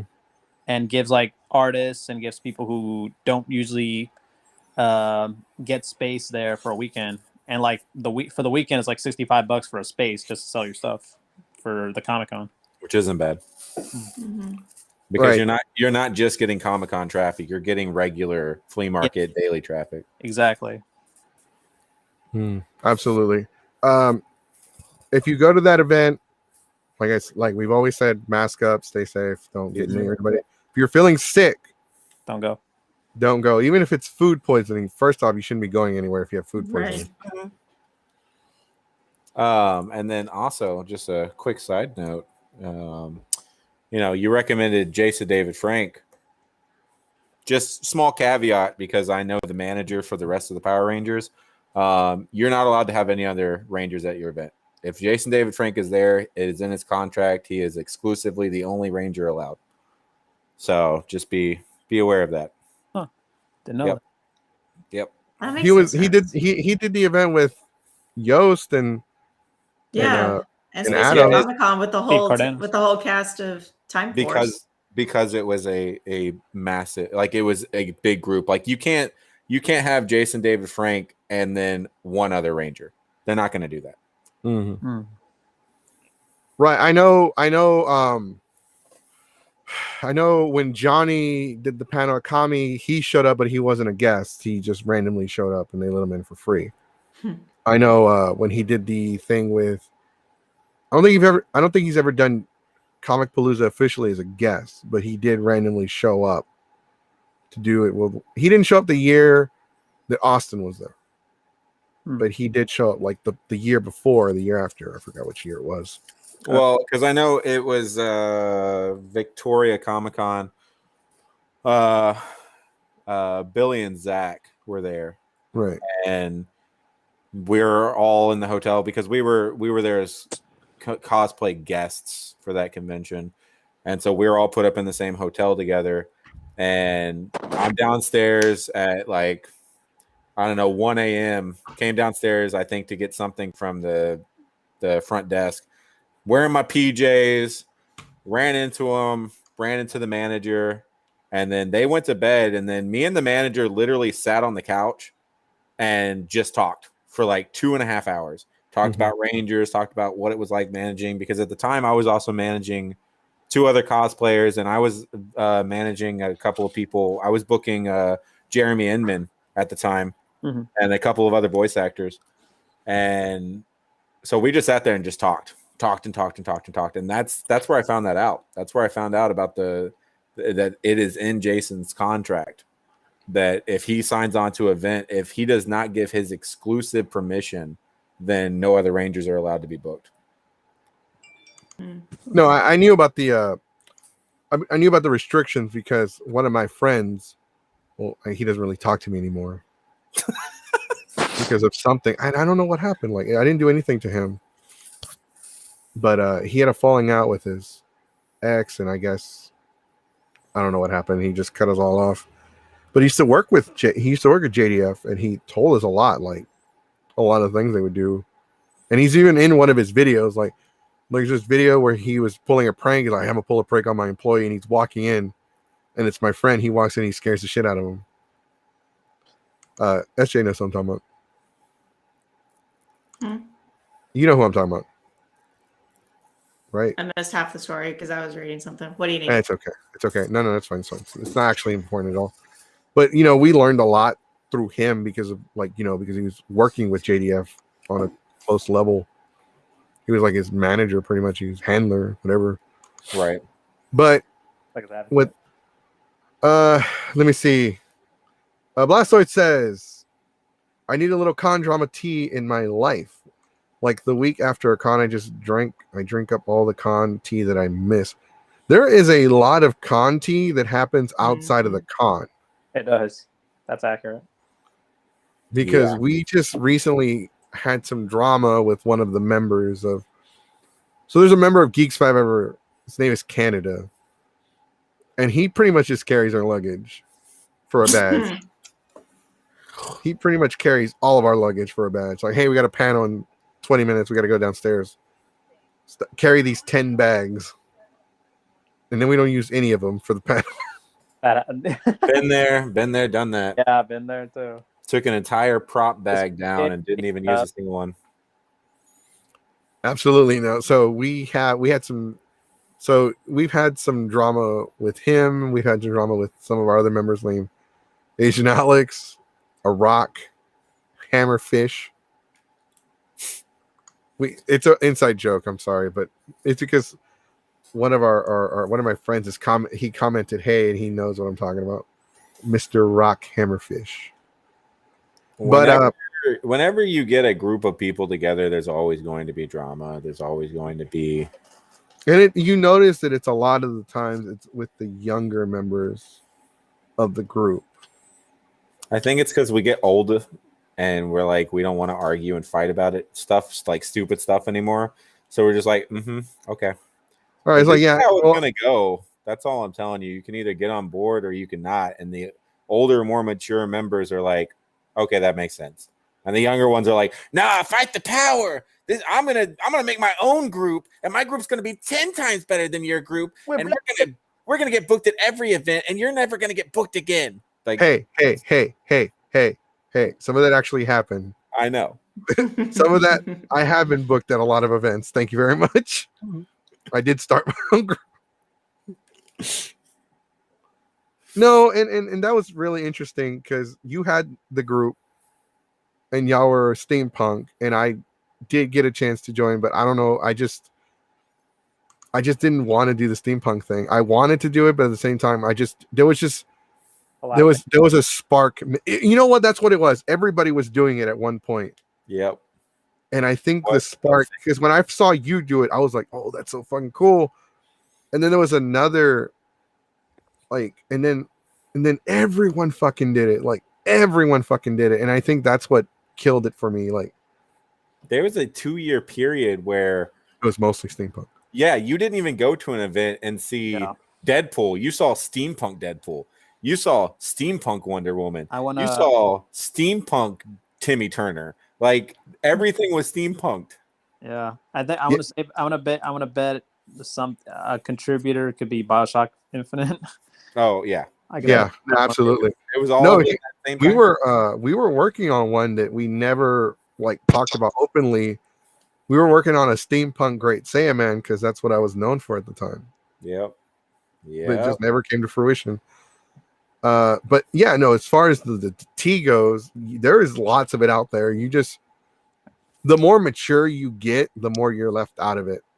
And I know that there's still con drama that involves me, but at the same time, I tell people, like, look, they're like, Goku, did you call me a motherfucker? I'm like, yeah. Like, or did you call me a dumb bitch? I'm like, yeah, because you are. Like, nobody fucking told you to go do this, this, and this. We told you specifically not to talk to that one girl. Jesse's con drama is the stuff of legends. No, it's not. When Yes, we're it is. Where talking, you we're try to talking like pull- 2009, 2010, Jesse. This stuff Yes. transcended Yes, everything. And you know what? absolutely. I will tell you right now that I guarantee you that there are still people in the year 2021 who are still butthurt about something that you said or did in 2009. I guarantee it. No, there are. Remember that one Kaiba cosplayer that hates my guts because he was cosplaying Gary Oak, and I called him Gary Oak, and he's like, "I'm green," and I told him to say, "I don't give a fuck. You're Gary." No, because I'm like, no, I didn't tell him I didn't give a fuck. I told him, how the fuck am I supposed to know the difference? I Yeah, didn't play Pokemon in Japanese. there's a lot of cosplayers like that. There's a lot of situations like that. I'll give you an example. I did Red from Pokemon. I would always get called Ash, and I'm like, I would be a little annoyed, but at the same time, like, well, to be fair, I you get know, it. in the Pokemon games, you can name it any character you want. So Yep. Right? No, I knew who Red was, yeah, and I thought Gary was called Blue, and I think I actually called him Blue. uh-huh. Now that I think, because this happened at that anime Matsuri, I think I called him Blue, and he's like, "I'm green." Like, and I'm like, that's the kind of the problem. same thing. I mean, but if you want Yeah, to be like, more that's- specific, Green is the female character from the manga, right? Or in the Think so? the Kanto remakes, the female was named Green Something. or Leaf. Yeah, they reversed it, Yeah. so they changed it. But But like that, to but that's- answer, just real quick, just to answer a question from the comment section, cons are still running this year. Yes, there are a couple of cons still Florida. running this year. As far as we know, Dallas, Anime Dallas, and Dallas, Texas, obviously, is still Yeah. going to run this year in November, December, Comic Palooza in May, and Anime Matsuri in July, I believe. Yes, Mhm. that's correct. Um, Also, also another con in December. It's called Anime Frontier, which is actually a first year con. Originally, it was supposed to be last year was going to be their first year, but then obviously COVID hit and they had it delayed and all that. So right now they're brand new, so we don't know what exactly they're going to be planning right. in December. So we don't know. All right. Going back to SJ's comment because I had interrupted. What were you going to No, say? you're okay. It's well, it goes back to like that meme that we were talking about on our chat. Tiger Blastoise on that. The gatekeeping one. If you only watch like Naruto, Dragon Ball, you're not really an anime fan and some bullshit like that. Well, like that just goes to like the point of not everyone is avid into video games. Y'all know I'm not. I'm a very, very casual gamer, if that. Not everyone reads all the comics, not everyone watches all the anime, not everyone watches all the movies, yada yada yada, so forth and so on. So there's so many different iterations of a character. 900 times everyone's getting called the wrong thing unless it's Naruto, Goku, or some character like that. You just can't mess them up even if you tried. Like I've told y'all about my humanized Ironhide cosplay, and fucking everyone calls me motherfucking Applejack from My Little Pony, and it pisses me off. 'cause Which it's one like, is the hey, one where you dress like a cop? That's my humanized barricade one. Yeah, see, you look like a cop. I'm just going to avoid you. I know. No, that's. I don't know what kind of cops you're coming up against that look like me Oh, dressed I as see. sexy barricade. I don't care. It's you got a badge and a gun. I'm not going to touch. Barely even have a badge or a gun. I barely got on anything. All I saw But- was a badge. Where? I see blue. I see What? blue, and I see myself on the ground being choked. Goddamn. Oh Jesus. But there's that, and then what was another one I did? Because I met somebody when I was at New York Comic Con. Well, this one When I- right here, when- one of our comments brought up something, and this one is kind of dumb because Blastoid says name mess ups are common. Yeah. I get called Bulbasaur about 1 out of 5 times. I just roll Mm-hmm. with it. We vibing.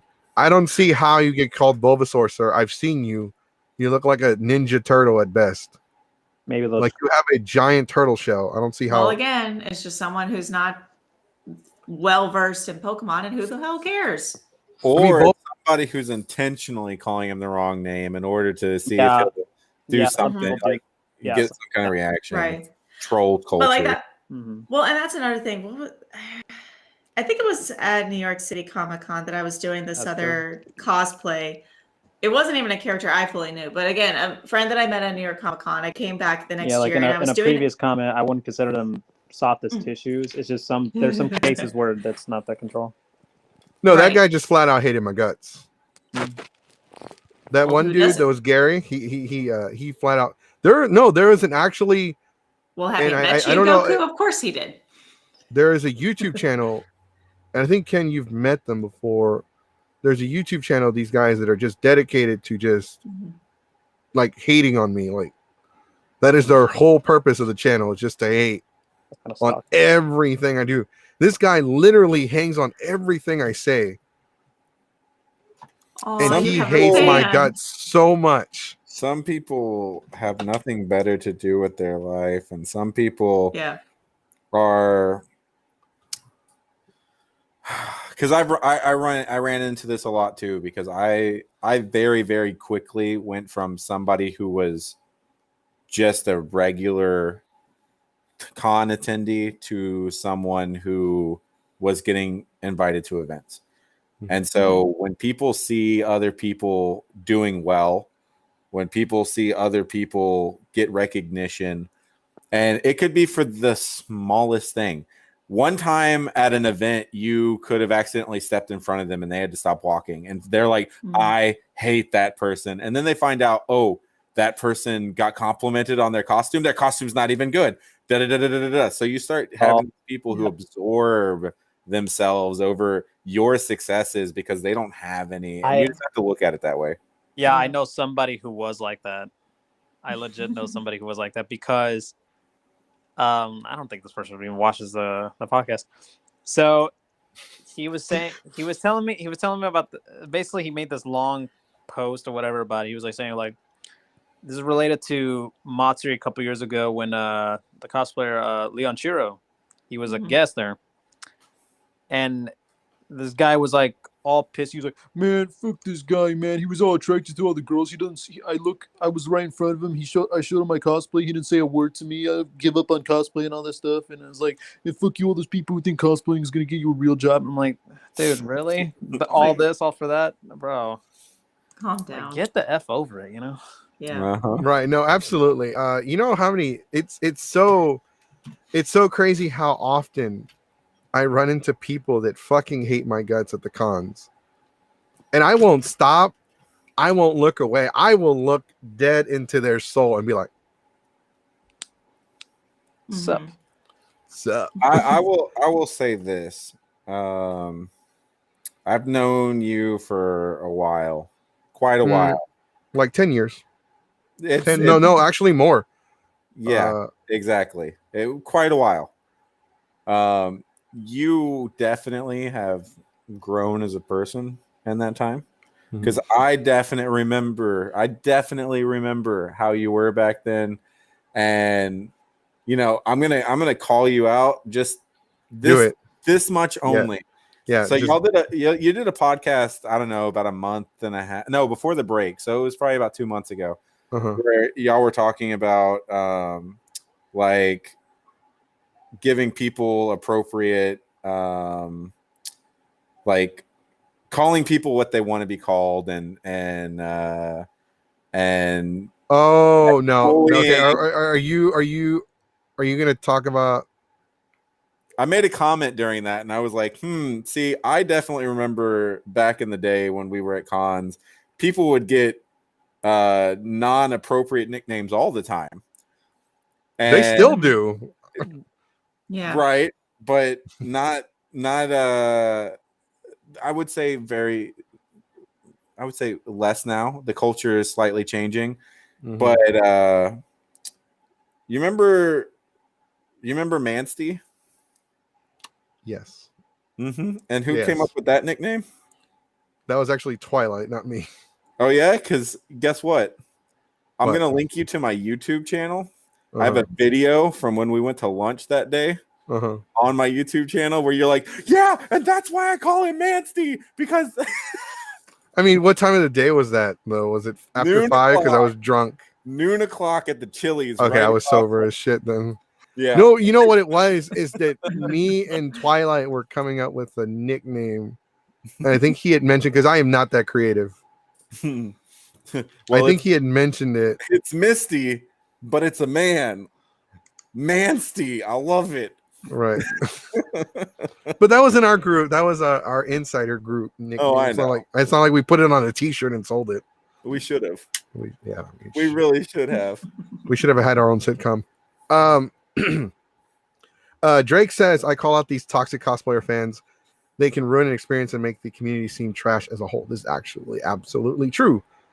Damn it! Now you got me thinking about like 10 years, 12 years ago. We just need to do an entire series of podcasts. Where You we gotta talk okay, but you about gotta that. understand. Like at the time, I was like 23, 22. I was still like we were still kids. No, we didn't know better. I'm aware of that. Like I said, I give you props. You've definitely grown a lot as a person and come a long way, and since then. But I mean, I can honestly tell you I wasn't any better because I went right along with it, and in fact, I went way beyond that because as we slightly hinted about earlier in the podcast, I'm the only person I know who did a costume that brazen and did it multiple years over multiple events. I know. I was there. I even I did know. the shitty accent to go I along know. with it. I know. And I would fuck with the Hitalia cosplayers. Oh my God, Hitalia. Oh God, Hitalia. I almost forgot that existed. I didn't because I went to one of their panels as Mexico and I cussed out loud. I said one bad word. Oh, I went to their panel and got treated like a celebrity. I went to their panel, said one bad word and a poncho and sombrero, and they treated me like I was a Satanist in a Catholic church. I mean, I always had that. So for me, it was like a 90-10, right? Like 10, if there was 100 Hitalias in a room, 10 of them would give me death daggers and 90 of them would freak out. That's how this whole thing started. Yeah, that was Because then, it though. was- Not anymore. No, not anymore. 100%. It was on that balcony, and those Italia girls looked up and like, "Oh my God, don't go anywhere!" And they took an elevator. They stood in line, queued in line at an elevator that was probably a 15-minute queue. Then rode the elevator all the way up to floor 9. Realized they got off on the wrong floor, and then rode it up again just to come over and take pictures. Did I fucking tell you that shit happened to me one time at Acon?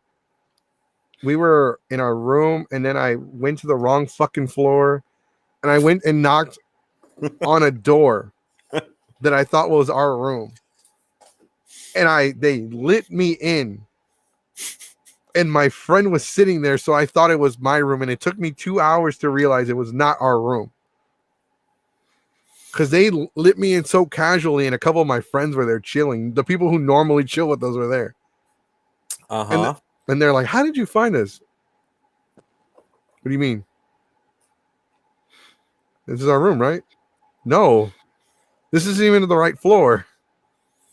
Yeah, I'm pretty positive that the way that they blocked out the hotel, I think it was Onicon, because we were in the suite that year. Right. And I know for a fact because we had the door wide open. And this is how I don't understand how you got confused. Because we had the door wide open. Well, this happened at IkiCon. No, This didn't happen at- No. The one I'm talking about. It was Okay. at Oni. We had the door wide open. Because we were throwing a huge room party. We had the bathtub full of ice and alcohol and like just a big room party. Hey, come have fun. Come to the room. Da da da da. So you've been gone for a long time. I don't know what you went to go do, but you weren't supposed to be gone for that long.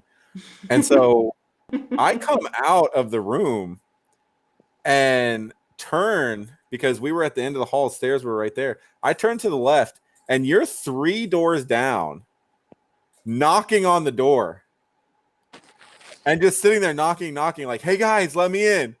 Hey guys, let me in. Hey guys, let me in." I was like, "Jesse." And you turned and you looked and you're like, do you have the key card? And I go, "Yes." "Well, can you let me in?" And I go, "No, Jesse, I can't." "Well, why? And then he got mad. He got a little mad. He's like, "Why can't you let me in? Like, I paid for this room too." Da-da-da-da-da-da. And I was like, "Jesse, I can't let you in because our room's right here." And you're like, "Oh my God, I've been standing at this door for like 10 minutes just banging on it." I can only imagine there was some like really terrified little con some little Hitaya cosplay. Yeah, like huddled in the corner, like, oh my god, he's coming to get us. He's coming to get us. Speaking of creative nicknames, someone calls me Water Blastoise. I call you that when I'm drunk. Water Bowser. Call him Water Bowser. No, okay, so here's I'm gonna shed some light on that. So before we got lit that night, I was actually hanging out in that room because my friend had gotten a couple of my friends had gotten their rooms next to ours so they could be close to where the party was. Because that was the drill. Like, okay, if you want to party with Jesse, you gotta stick near so you can just crawl back to your room. Because you're not spending the night in my hotel room. It didn't matter, Jesse. We had 23 people in that room. No, which is crazy because we had plenty of room for everybody. It's just that two individuals decided to hog the one bedroom that we had. Yeah. And then we were like gossiping about them, like, hey. Yeah, no. Didn't she say she was engaged? That was, yes, exactly. That was part of the tea. That was the tea right there. Yeah, she was engaged, but she was spending a lot of time in bed with a different dude. Actually, my favorite thing about that, because I tell this story a lot. It's part of it. It comes up in panels all the time. Like, have you guys, you don't know what it's like to, be going to anime conventions, every 2 weeks, 3 weeks, and having no money until you've spent the entirety of an event in a room with 23 other con goers, and you have to sleep in the chair. So, like, we all go to bed. It's hot as hell in this room because there's 23 of us. So somebody got the bright idea to turn the AC like all the way down to the lowest setting that it went to. And so, everybody's trying to get like comfortable. Yeah, everybody's trying to get comfortable. Everybody's trying to go to sleep. And as you go to sleep, you stop breathing as much. As you go to sleep, your body's not moving, so you're not generating as much body heat. I woke up in that room at 5:30 in the morning, shivering. And I went, and I could see my breath come out. And it was 42 degrees in that room when we all woke up, and it was like 86 outside. That was the biggest temperature shock coming from the room to the hallway just to try and warm up. We all went out to the hallway doing jumping jacks and shit just to try to warm up. There was so this happened a few years ago at Comic Palooza. We all decided to go to the pool because we're staying at the Marriott with the Texas shaped pool. Mm-hmm. We all decided to go to the pool, the hot tub, thinking, oh, it's going to be nice and warm. So it is. It's nice and hot. We're all hanging out. We leave. We forget that the AC in the hallways and in the rest of the hotel is set at 60 fucking degrees, 50 degrees. And we're freezing. We're freezing our ass off. It takes 10 minutes for us to get back into our room. There's three of us. There's 3 dudes and 1 girl. We all just hop in the damn shower at the same time. Still fully clothed. We all just hop in the shower. We're all in there. And it's like hot as shit. And I look at my friend. I look him dead in his eye. I'm like, you will never say anything about this to anybody. But I will on my podcast. No, he mentioned it at the he mentioned it at the con like later that day. We all had like this really gay shower together. I'm like, God damn it. Like, we're supposed to say anything. I'm like, it wasn't what you thought. Yeah. We had clothes on. Mm-hmm. And I look back at those events, and I look back at the people that we shared those rooms and shared those times with, and like some of those people went on to be people, like legit be people, and then other ones I kind of wonder where they are now. And like there's one person in particular, and I don't actually know her real name, and I'm not going to use her nickname that we all gave her, especially not on the podcast. But the one who liked to dress up like Mudkip. Oh, I kind of wonder what happened to her because she kind of fell off the face of the planet. I know that she became like super big on 4chan for a long time, but then I don't know what happened to her. I saw her a lot at the There's this group in Houston that used to be around called the House of Discord. Mhm. And they used to have the parties, and I would see her there. Yeah, but how long ago was that? It's been 6 years. That's what I'm saying. That's what I'm saying. Like No, one because day- the last time I saw her with y'all at a con was like 10 years ago. right, and then one day she just fell off the face of the earth, and I don't know what happened to her. She got captured. Mm. Oh, yeah, maybe. She was a mudkip. Threw a Pokeball at her. I never liked Mudkip anyway.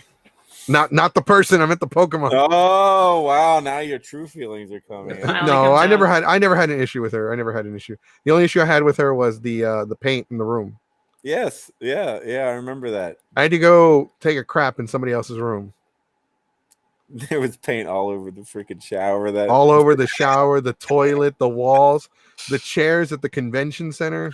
I'm so glad that my name was not on the credit card for that room. Mine was. I know. I remember. Fucking shit. I also Damn it. remember. Damn it, 17. I also remember somebody being really upset. Was it Anime Matsuri It was- 2011? I'm not going to go into super detail unless you want to go into super detail. but- Onicon was the convention. They got mad at her for the paint. No. I'm not talking about that. You were very upset with a particular event, and I can't remember which one that was. Sounds like Matsuri. And so before checking, no, I think it was maybe, I don't remember. It was during checkout. Somebody decided to, Pour alcohol over the room. that was a little, that happened. That was part of what happened, but That was Matsuri. left the room in a state of disarray. That was me. And that was that was still Matsuri. Okay, was it Matsuri? Okay. Was it 2011? Yes. Yeah, the one where we unscrewed the bolts in the balcony sliding door and we were the only ones who had a balcony. Yes. Yeah. And we got in trouble for that. Yep. But we didn't get in trouble until Sunday, so it didn't matter. We had a balcony for 3 days. No. We didn't get in trouble until like the day after we checked out when they found out we had bolted it. What did they punish you up with? Nothing. They never did anything. They just gave us a strongly worded email, I think. No, I gave them a bad credit card, so they couldn't charge me for anything. I think I'm on their blacklist though.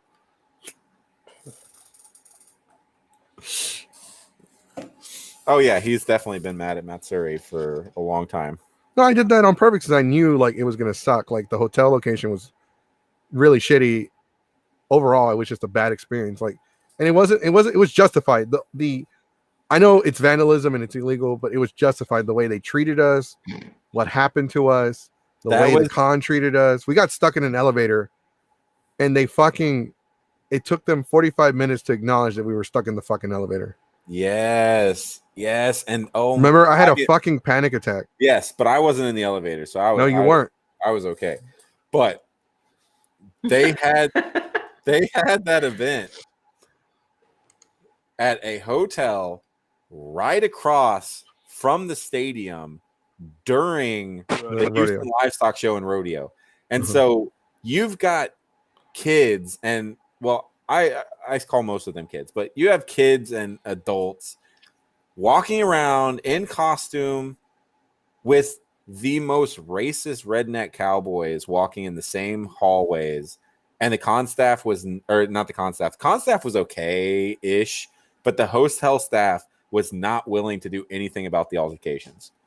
And it was pitiful. Like, honestly, it definitely was. It goes in my list of top 3 worst. Remember when they banned all the cosplayers from using the front door of the hotel? Yes, and told us we all had to use the back and side door. We still use the front door anyway. We're like, Yeah. fuck you. Yeah, exactly. What are you gonna do about it? Like, oh my gosh. Like I said, it's in my top 3 worst. Remember that same weekend? Remember when you made me put on the Cookie Monster outfit and walk with you down the street to get food, and we caused a traffic jam?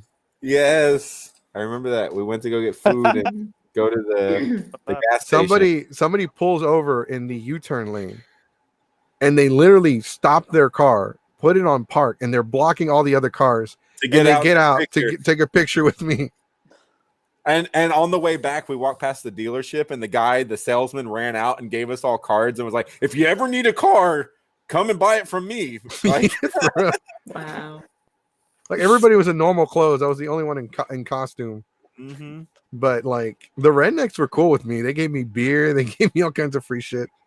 I mean, they were okay with some people. Like if you were dressed in anime style clothing, or you looked like a loser or a nerd, they were giving those people so much shit. Like I like I said, literally I hated that event. That was the final straw for me, especially for that event. I haven't gone to Matsuri since, and I won't. Somebody joked. Oh, we have some other comments. Oh, no. This one. Someone jokingly threw a Pokeball at me, but she threw it really hard and smacked me in the face. Oh, well, wouldn't be the first time you took balls to the face, sir. Oh my god. He's still mad.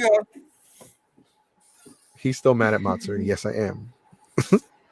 And I have a video. I have a video of Goku in a Cookie Monster costume, not knowing who he was. Sounds about right. I wish I had a video of Sammy in your Cookie Monster costume slamming you into the wall. Yeah, except when he slammed me into the wall, he kind of caught me off guard. He slammed me, but it's not the slam that hurt.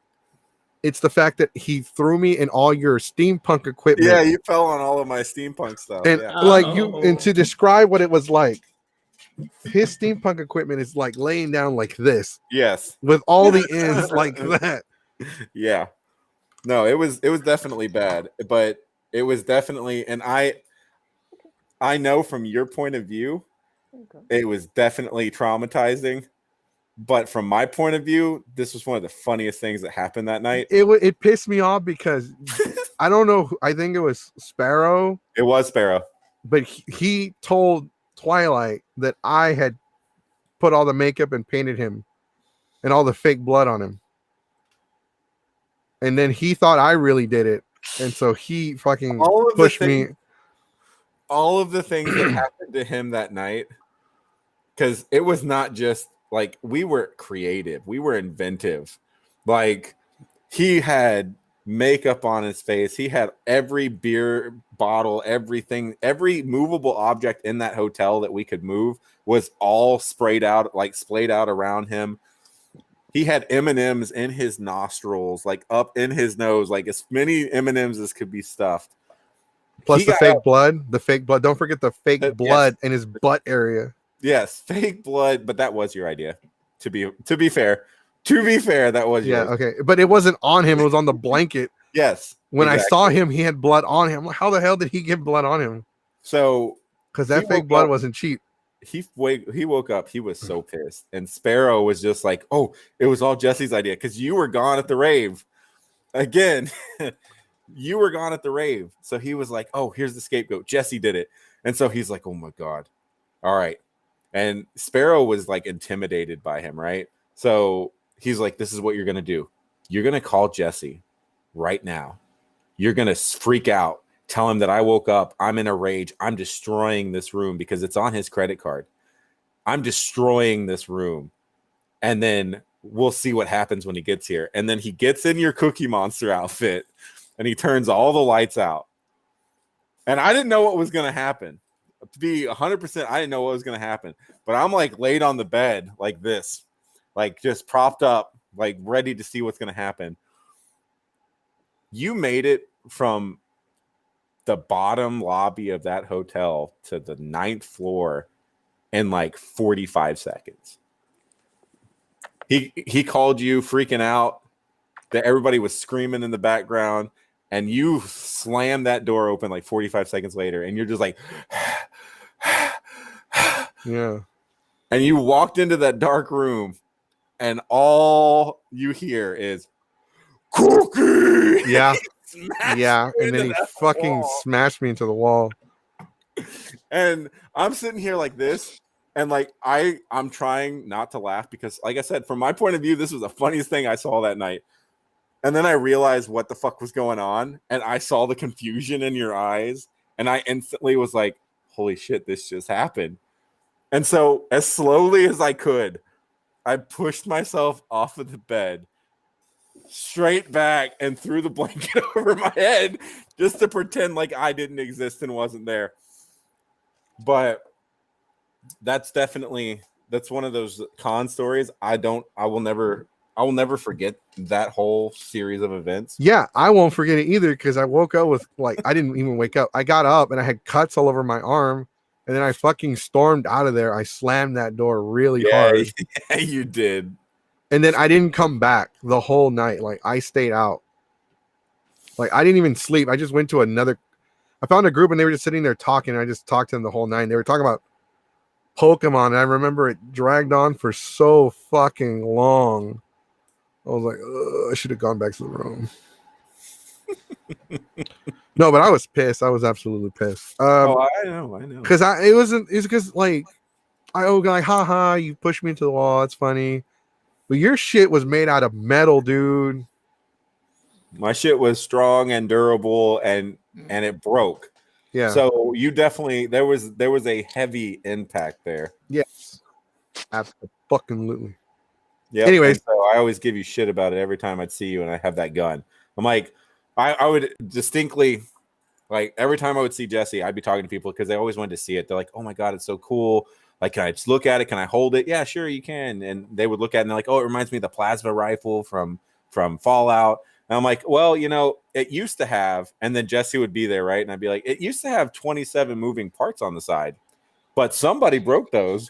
And I would always look at him. But it had this like crank thing on the side, and it was set up, and it had 27 moving parts. It was awesome. It's still good in my head. That's all that matters. Fuck your gun. Con, damn, that's a long ass comment. Con rapes went hard sometimes, but almost no panels are going on, so it's either dance or go to your room. But depending on the con, you'll get a Goku panel, and it's packed, and we will arrive or we'll rival the rave. I'm waiting for the other overpacked room when Goku runs the. It doesn't show the whole comment. I can't believe that. It says hentai panel. Yeah. You're running a hentai panel? No, we have tried to host hentai panels. I've left some of the other members of Geeks 5 Ever in charge. Unfortunately, they are no longer in charge because they have shown some questionable stuff, and you can't really just show whatever you want anymore. I just my professional expertise and advice.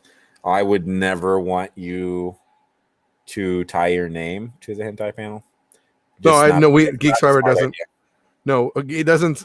If you ever look at a Geeks 5 Ever panel, it'll say Geeks 5 Ever presents, or it'll have Geeks 5 Ever in the description.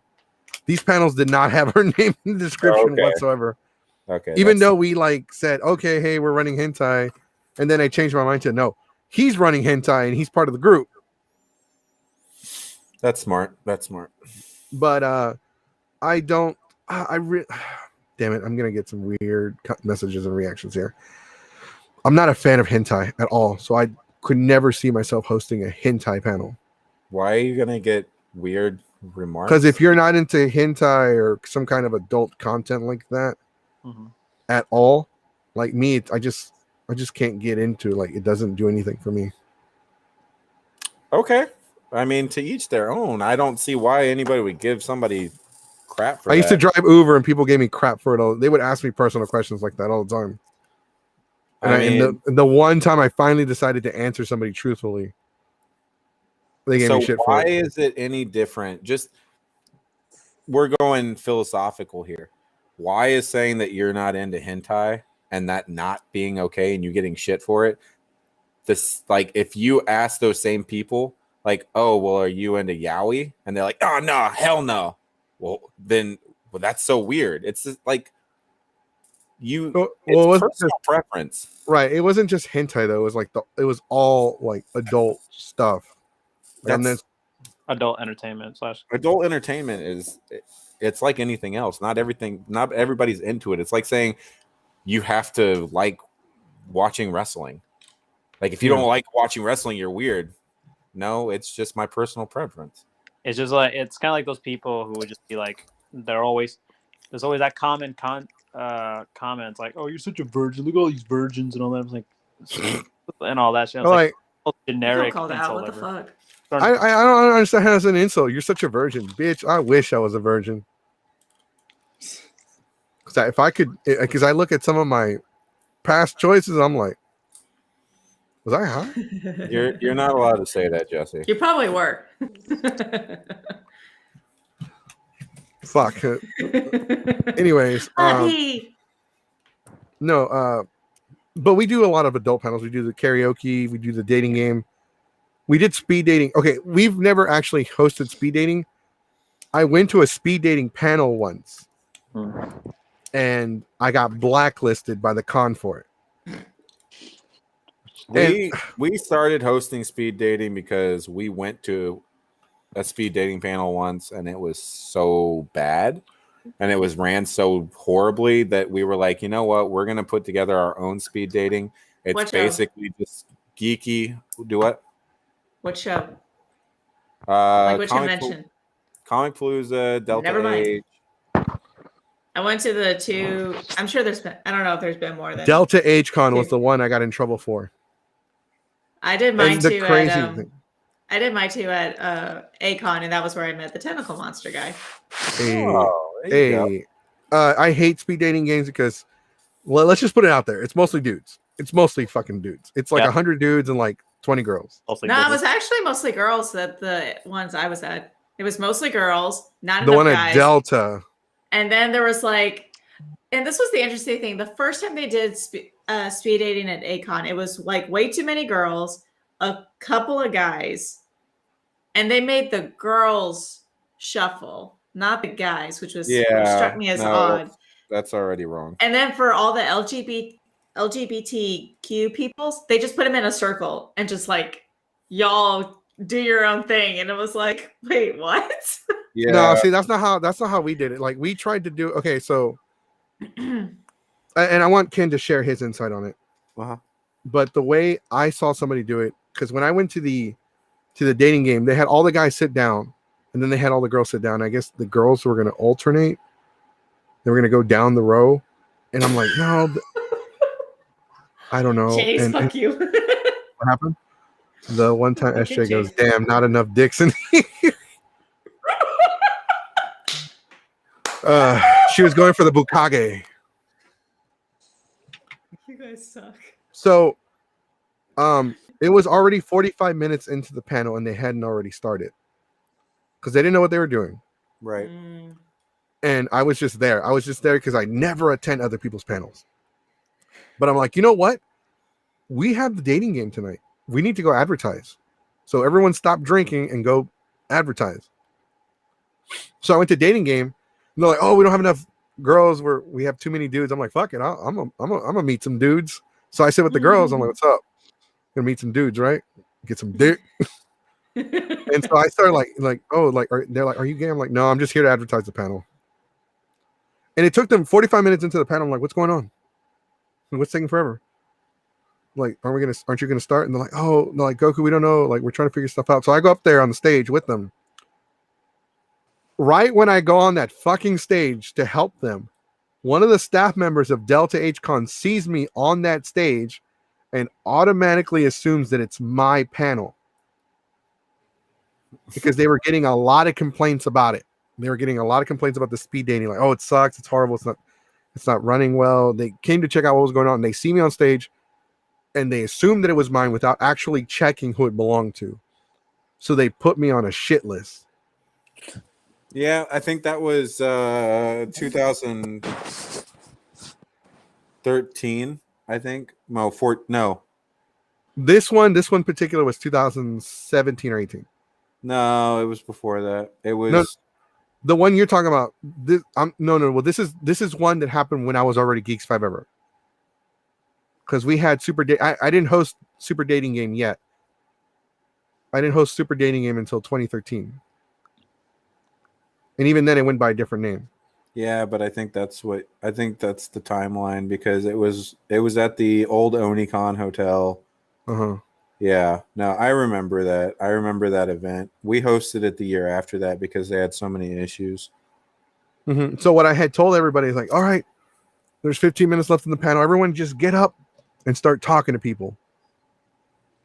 So I made everyone just start chatting with you, and that actually worked a lot better than what they were trying to do. So the format's super easy if you just put the time in before you go to the event.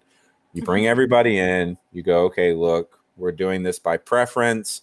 If you are, because you want to be able to meet everybody's criteria as best as possible, but it's not possible, right?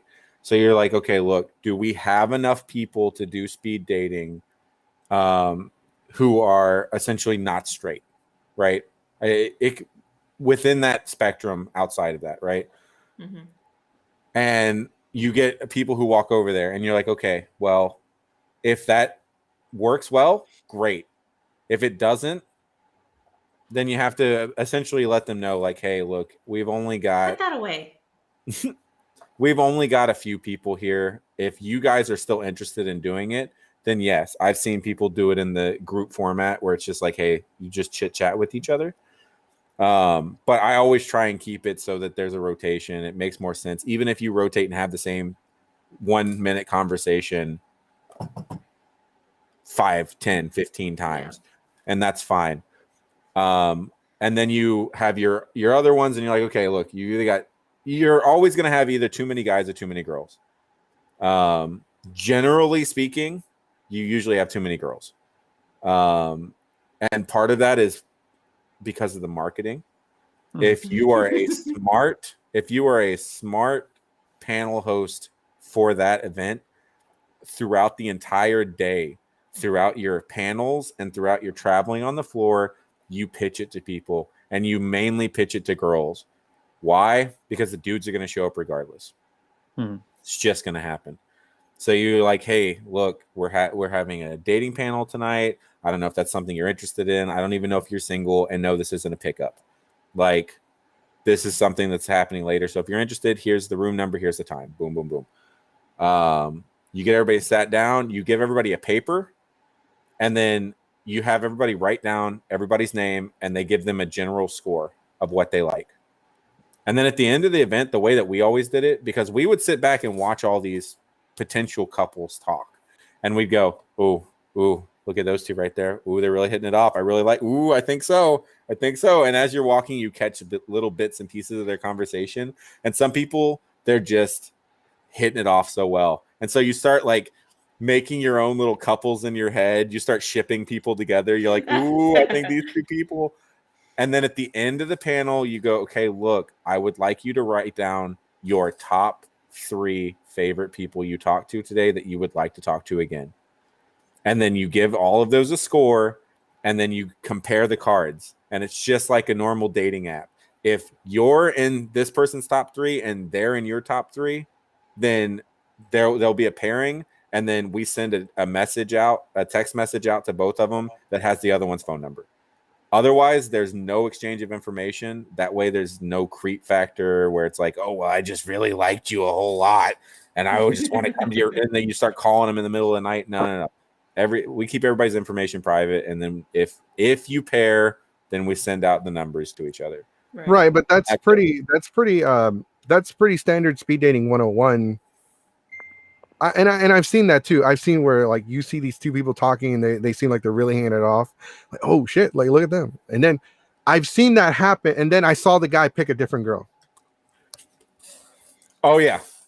And my thing that I hate the most, the absolute most, you see a guy talking to a girl or a guy, it doesn't matter. You see two people talking, and you can look at their face and see that they're having the greatest conversation, because this girl that he's talking to actually understands the thing that he is in love with. And in normal society, that doesn't exist for him. For years, he's tried to talk to people about, I don't know, an anime, and they're just like, what is that? I don't do that. She will essentially look at him the same way I look at Dragon Ball Z figurines. Right. And so you look and you can see that they are just having a great conversation. And then what happens when you go to check the scorecards? The one person that everybody in the room could agree was the hot girl, that's his number one pick. Mhm. And you're like, really? You threw away a great conversation and somebody you actually vibed with for a girl that you thought was cute. And that's That sounds happened like in our that group as sounds well. like my second speed dating experience, like the next year at Acon. I think that's exactly what happened. Mm-hmm. Like it's so stupid because we're sitting back and we can see it. We can see that there's sparks and we can see that there's like something good going on between these people. And then at the end of the day, like a freaking chum, he's like, you know what? That girl was really cute. I'm gonna put her on my list just in case. But that was the conversation that when you looked at him, he was like all talking and being like, oh, da, da, da, da, da, I think you're so cute. You're so hot. Da, da, da. Saying really dumb stuff because he thought she was cute and hot. And she's sitting there going like, thanks. Or not even. She's just like, Read the room. thanks. Yeah, exactly. Bored. Yeah, I like the anime too. Yeah, What's her name? Naruto. We're talking about Bleach, bitch. Oh, and that is a funny thing that I talk to people about a lot. Like, you can tell. You were talking about it earlier about the gatekeeping. Mhm. Not everybody's read, not everybody's seen, etc., etc. There was a moment where we were at the end of a panel. I think it was Super Anime Beatdown. And this guy came up and he was super excited and we were having a great conversation. We held the room for like, I don't know, 20 minutes afterwards, just sitting there talking to people. Mhm. And he came up and he was all like, oh man, I really loved your panel, blah, blah, blah, blah, blah. I was really thinking about this other thing. And he starts talking about it. And I'm sitting there and I'm trying to follow along with him. And I've not watched every anime. That's 100% fact. I've not watched every anime. I don't even know of every anime that exists. Like you could probably name something right now and I would be like, never heard of that until you just said it out of your mouth. Flip Flapper. So What? I'm trying to think of an anime that you might not have actually heard of. well, What did Sonic say? trust me. Yeah, that's what I was wondering. What did Sonic say? Yeah, that What, was yeah. Well, no. What did you say? Say it again, Sonic. Flip Flappers. Flip flappers. Never Yeah. heard of that. Nope. Don't know that one. What about No Game No Life? Yeah, I love that show actually. Damn it! I I love that show too. Of course, Yeah, the I one love Goku thinks of. Yeah, right. Oh, So- I only saw it because my friend sat me down. He's like, "Hey, let's watch the show." I'm like, ugh. But But the then I'm thing- like, "Holy crap, this is good." The Yeah. thing is Super Anime Beatdown, you have to at least feign that you know a lot of animes. Mhm. Like Mhm. almost everything, because somebody's going to throw out something and you're going to have to do your best to try and navigate it. And so I've gotten really good at that over the years. So he came up and he starts talking to me and he's like, oh yeah, da, da, da, da. Like, and he starts talking to me about a show. Mhm. Like I should know it. Like we just talked about it. And I'm trying to connect the pieces here. Funny connect. So he's like, yeah, I just thought it was so awesome when Kaneki was doing da da da da da, and then Kaneki this and Kaneki that and Kaneki this, and I'm sitting there going like, yeah, like oh, I like that part too. I have no idea what he's talking about, but I want to give him the floor, and I want him to feel like he's being accepted for what it is that he likes. And then in the middle of a sentence that he's saying, I realize what it is he's saying, and I felt really rude because I didn't exactly cut him off, but I cut him off short a little bit. And I was like, oh, you mean Kaneki, like from Tokyo Ghoul. And he goes, yeah, that's what I've been saying. And I'm like, no, you've been saying Kaneki. And I have no idea who Kaneki is, but I knew who Kaneki is. And so, you've got people and the answer they gave me is what I carried with me out of that conversation to be like, okay, I want to be accepting of everybody. And I Yeah. always want to be open to everybody, because the answer he gave me was, he goes, I've never seen the show. I only read the manga, and that's how it sounds in my head. And I was like, Accurate. oh, wow. It's I Yeah. feel like an ass. Like that's Kind of like the few Akira. a People few say manga. it's Kaneda or Kaneda. Yeah. Mhm. Like either those Yeah, two. and then the few manga and anime that I've read and watched together, it's been interesting. Like that's definitely something I've had because it's like I'm reading it and I'm like, yeah, I don't clearly understand this. And then you hear the anime, and depending on the subbed or the dub version, you're hearing like two different versions of the names. So you're like, oh, I've been Mhm. looking that up my entire time. Uh-huh. But that was like way back in the day when I was in high school and like Naruto and everything was coming out. Of course, every time I saw the thing, I was mispronouncing it, and I would get again gatekeep for like it's Naruto. It's like, bitch, I don't know. Right. Calm Even down. the All of gatekeepers these got names, gatekeep. I'm just trying to sound it out. And then, like, again, talking to patients and stuff, it's like, I'm just going into this. I'm going to try and sound out this name. Pardon me if I fuck this up. And it's been amazing. I've got so many patients be like, you got it right on the first try. You're the first person to do that. And like, I'm just trying to sound it out like it's spelled out. I'm doing Look, my best. Somebody at your school, like you're trying to be like fit in and cool. Somebody at your school's like Sasuke, and then out of nowhere you just yell Naruto, and everybody just laughs, right? Because that's how you think it's said. All right. With that being said, we are just about out of time. Is there anything you wanted to? Haven't we been out of time for share? like an hour now? Yeah. Yeah, but our audience was actually growing at one point. It was. So now It was. so it's been simmering down a little bit. But is there anything you would like to share? I'm gonna make a couple announcements for this week, and then but before we make those announcements, is there anything, Ken, that you want to share with the audience? I know it's been a while since me and you have actually like sat down and talked like this. It's been a long time. And funny enough, the whole time since we talked about this last week, like confirmed we're doing this Monday. Yep. The whole time I've been sitting here going, man, I haven't talked to him in so long. We're gonna get on the call and we're just gonna sit there and be like, yep. So No, I mean if you because you should know know how I am. Like you know me, I will talk about anything. Like we could spend 30 minutes just talking about butter. No, I've realized that because I definitely will put the podcast on because I'm usually at work during the podcast. Mm-hmm. I will put the podcast on and put it in my pocket and just listen to it. And sometimes I'll sit there and I'll know what the podcast is supposed to be about.